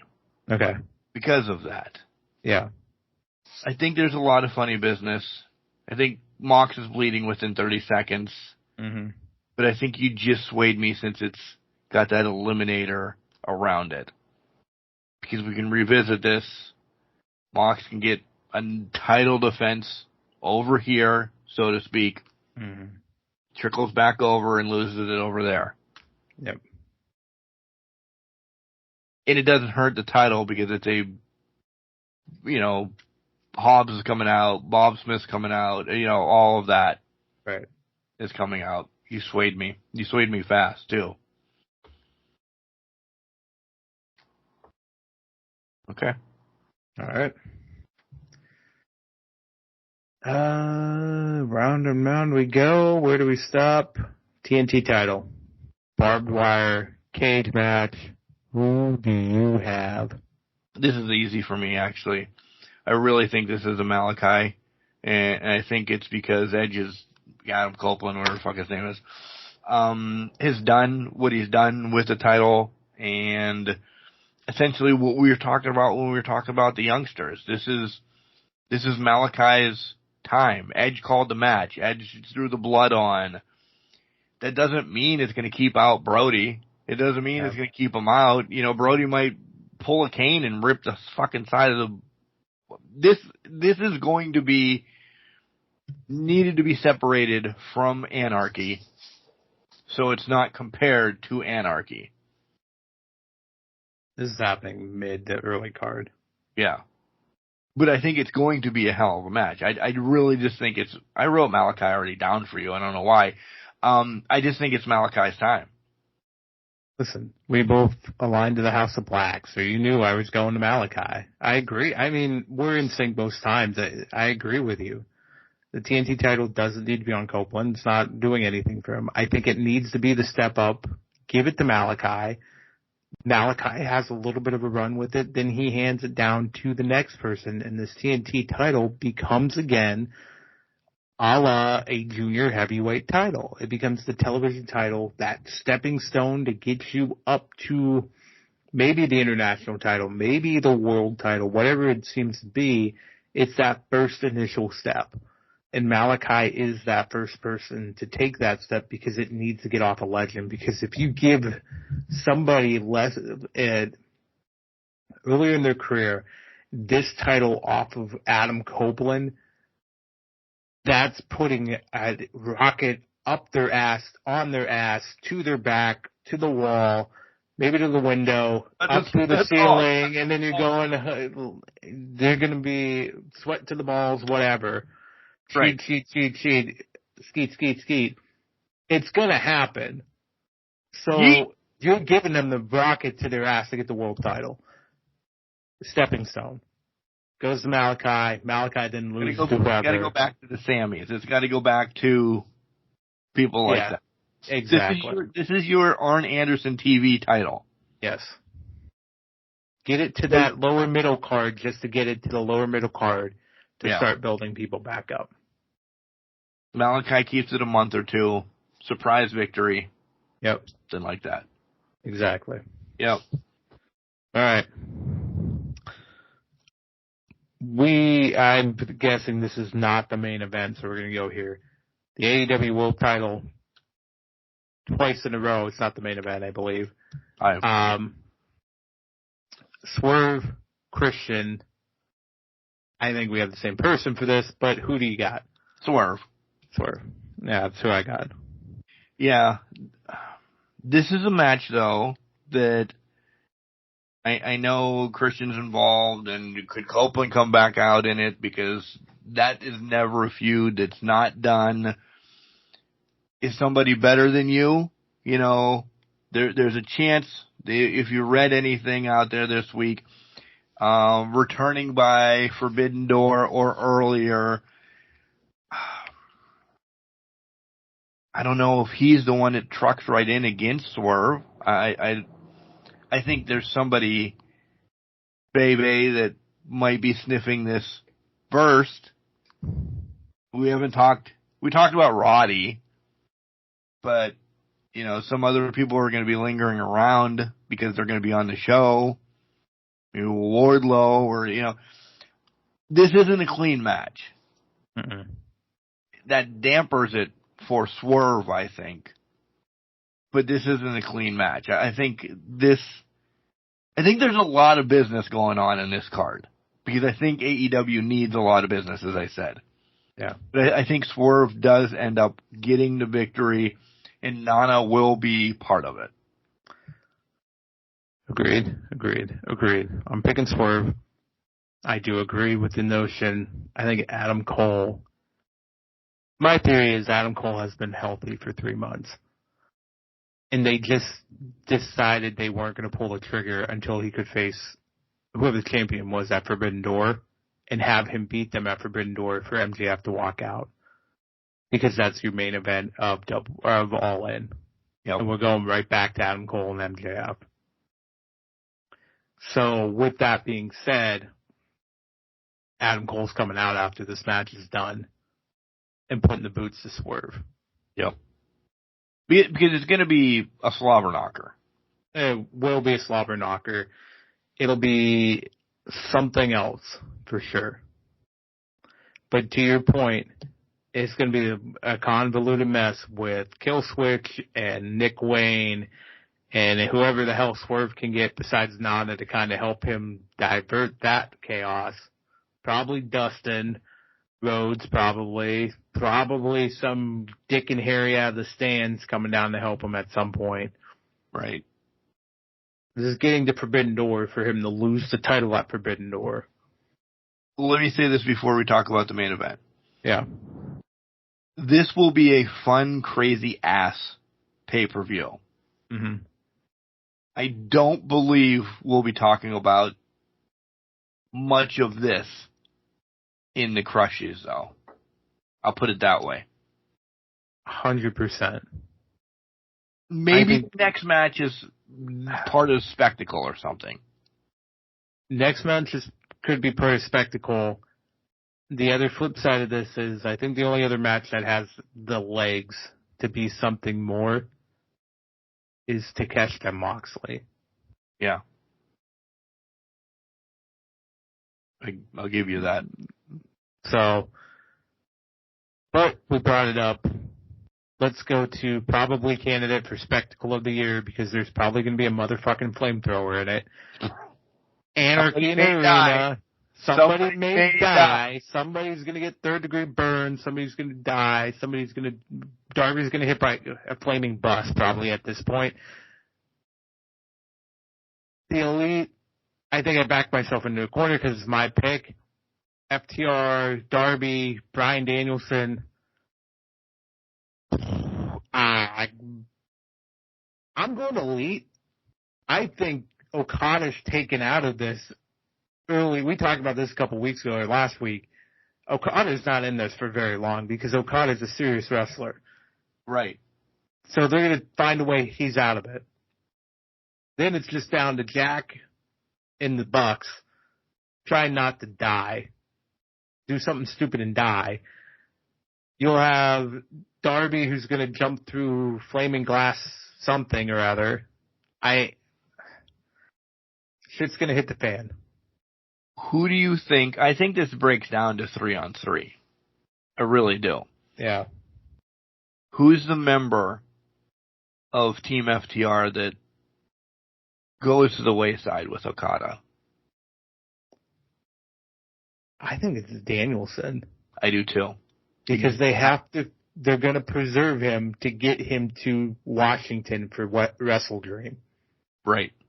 Without a doubt. Listen, when Kingston was pulled for his injury, yada, yada, yada, I was upset. Because this is Kingston's match. This is Kingston's match, 100%. I'm so sad that he's not part of this.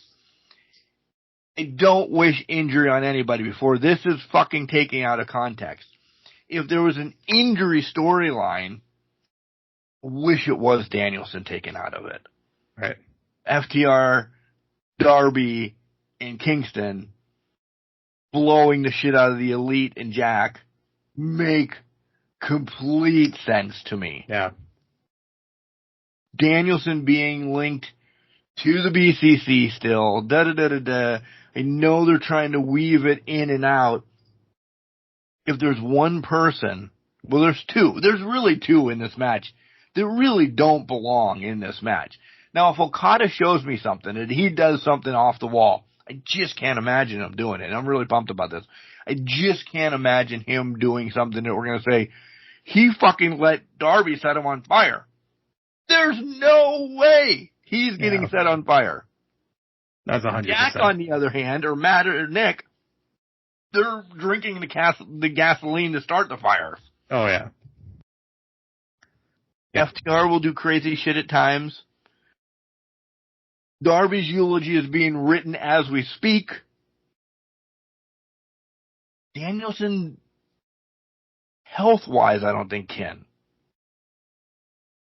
He'll take Knuckles to the face and he'll probably be bloody. I can't imagine him doing anything stupid crazy. Let me throw this out at you. So we both took Elite, by the way? We both took Elite. Okay. Let's play devil's advocate here. What if Danielson doesn't make it? What if the Elite... I could see the Elite... happens on Collision. Well, that's what I'm saying. A Collision or the kickoff show. What if the Elite jump one of these guys to take him out? It worked once for Eddie. Why wouldn't it work again? Who gets brought in?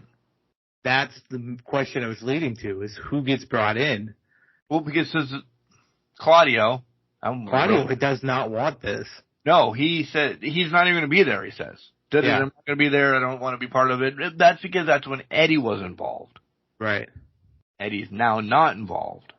I still don't think Claudio wants to be part of it. I don't think so. I still don't think it's Claudio. It's not going to be Mox. Mox is doing his own shit right now with Takeshita.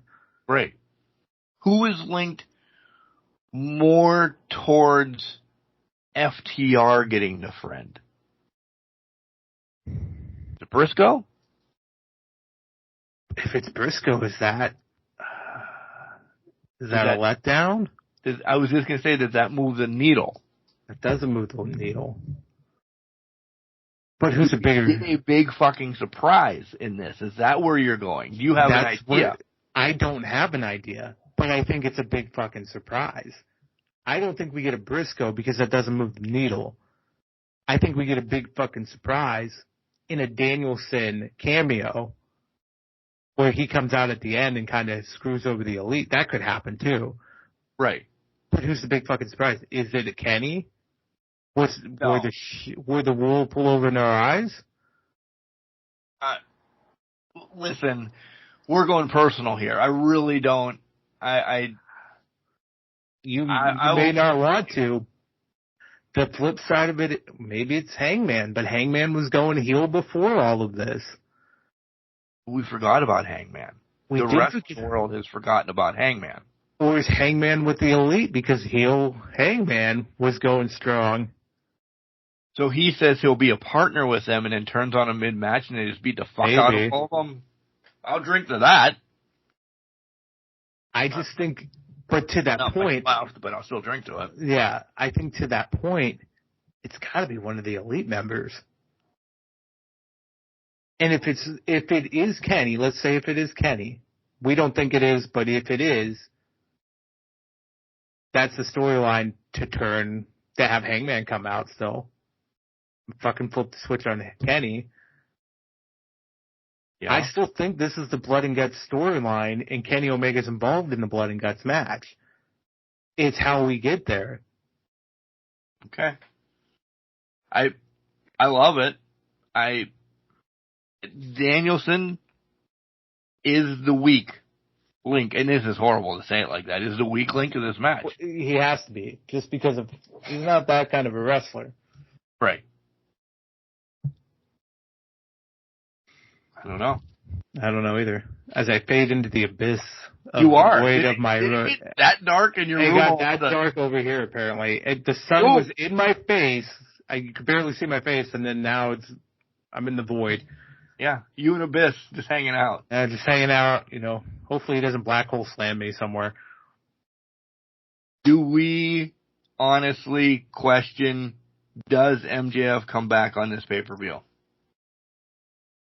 No, because I feel like it's got to tie to... Yeah. They sent him away in Long Island. He's got to come back in Long Island. There's too much going on in this that he doesn't fit. Yes. Yes. So we talked women of a Brit or a hater. You brought up Adam Page. Is there something that Tony tries?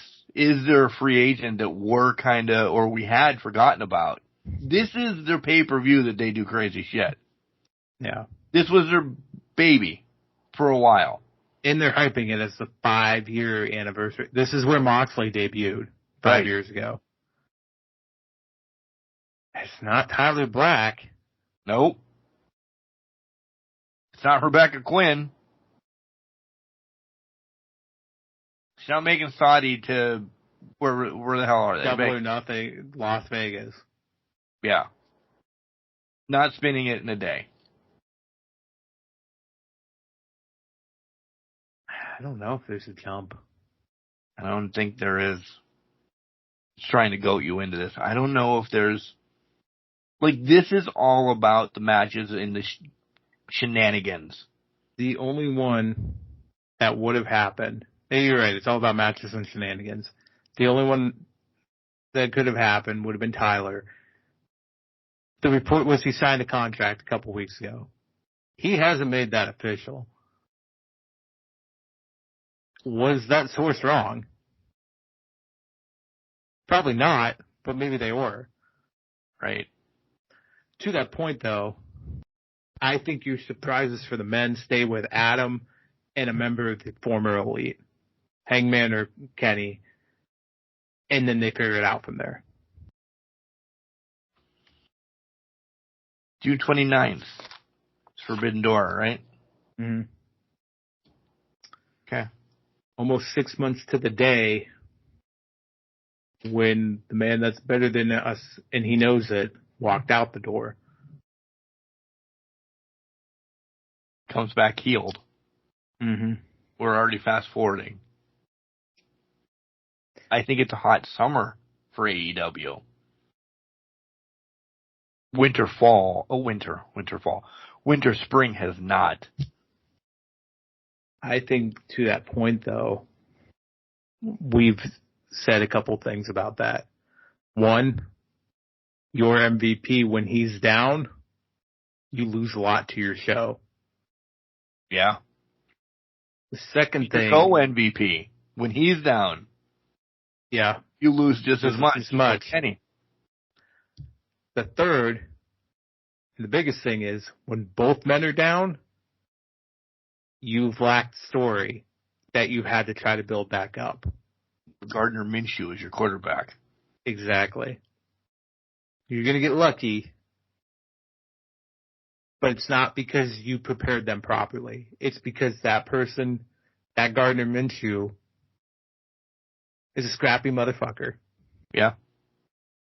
They got scrappy. They have 3 scrappy guys right now on that roster, plus a bunch of other. All right. But they're built to be fine when pieces hit. MJF, Cole, Kenny, Ospreay, Okada. 2 of them are in their welcoming storylines.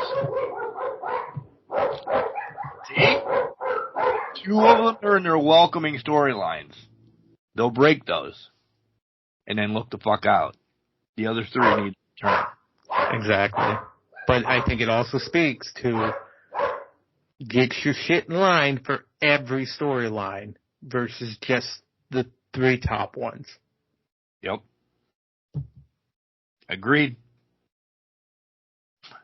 We get back to book women better. 100%. Because at this point, you've given up after you lose 2 people. 2 to 3 people on each roster. Which is sad. It's really sad.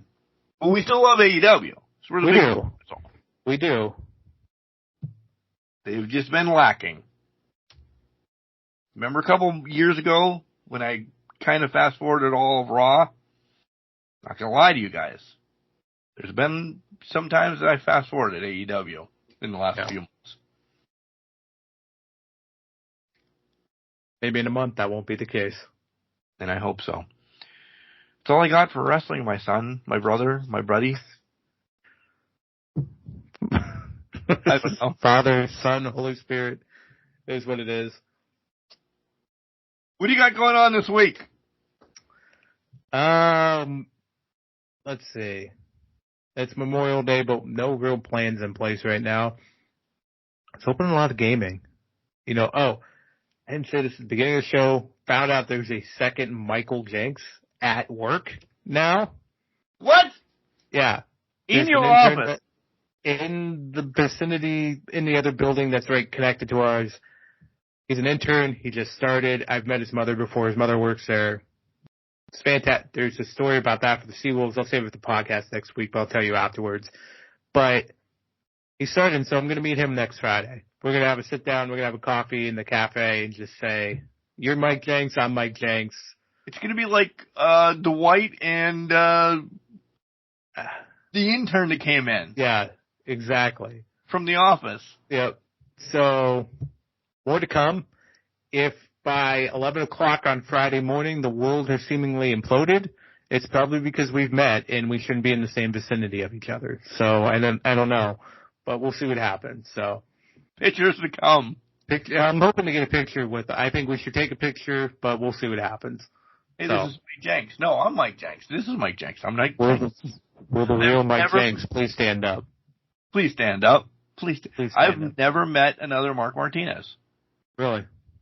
And I know there's millions of them out there because, listen, Martinez as a Spanish name is the same thing as Smith and Jones across the board, whatever. I've never met another Mark Martinez, person to person. Yeah. I never thought I would meet another Mike Jenks. This is big fucking news. It is big fucking news. This is big news. My week has nothing compared to that then. So hopefully I'll have good stories next Friday to kind of talk through. He seems excited about this meeting, so we'll see what happens. He's gonna fit right into our friend. He has to hate Moochie. Well, he probably will. Let him know you have to hate Moochie. Maybe I'll just have Moochie walk by as this is happening. See, I've never seen him. Piece of shit. I've never seen him. Maybe he looks like me from when I was younger, which is just scary in its own right. Without too much, how younger is he? I'd say about 12 years. Okay. He's an intern age, so probably early 20s. Okay. See if you can eat a bag of popcorn. That's the way that you can tell. Now, is it a bag of popcorn that's been tampered with? Yes. And the bag that we're speaking of, folks, is a garbage bag. Yeah, garbage bag of popcorn that may have had a little extra salt added to it. Some. I didn't add anything. To be fair, somebody thought, and it's nobody on this podcast, but somebody thought that they could eat a garbage bag full of popcorn in an hour. Yeah, no way. Without even the extra salt in it. Right, there's no chance. No. Rain days, by the way. Rain days, and when the team's on the road and I wasn't on the road with them, this is what we did in the office. Sporkle, too. Sporkle, oh my God. Yeah. I have... Yeah, what do you have? Nothing? I have one interview. I lie. I have one interview. Clearly, from the beginning of the show, the baseball teams have lost. So I have nothing going on. I, as well, is looking into... I have to catch up on my baseball season. I'm probably about 2 weeks of real time behind. So I stay with said date of... Yeah. Yeah. So I have to play some baseball. Nothing. Yeah. Work. That's about it. Nothing wrong with that. No. It's a good week. This is a good week. It's a good week to do nothing. It's going to rain all week. So. Yeah. All right, folks. Enjoy your Labor Day weekend as well. But enjoy your Memorial Day weekend. Enjoy wrestling. Enjoy your family. Remember, it's okay to have a bad day. Mental Health Awareness Month is still in May. We didn't bring it up early, but I planned on ending it like this. Yeah. Make sure you check out NAMI if you need help. Call, support. It's all there. We love you. And I'll take the flip side of that coin. If you know anybody that is struggling or having a hard time, just reach out. Simple text, call, even if it lasts for 30 seconds to a minute, it may make all the difference in the world. So just reach out. Do what you can to help others in the time of need. I'm trying to do my best. I know I haven't been great at it in the past, so I've been trying that. So it's something to do this week. Reach out or find a way to contact somebody that needs it. Again, be safe on your holiday adventures, whatever you do. Have a beer for us, with us, but do it safe. And not against us. Not against us. Remember, just because you're trash doesn't mean you can't do great things. You're a garbage can, not a garbage cannot. Make sure you tell your loved ones that you love them. Because you never know.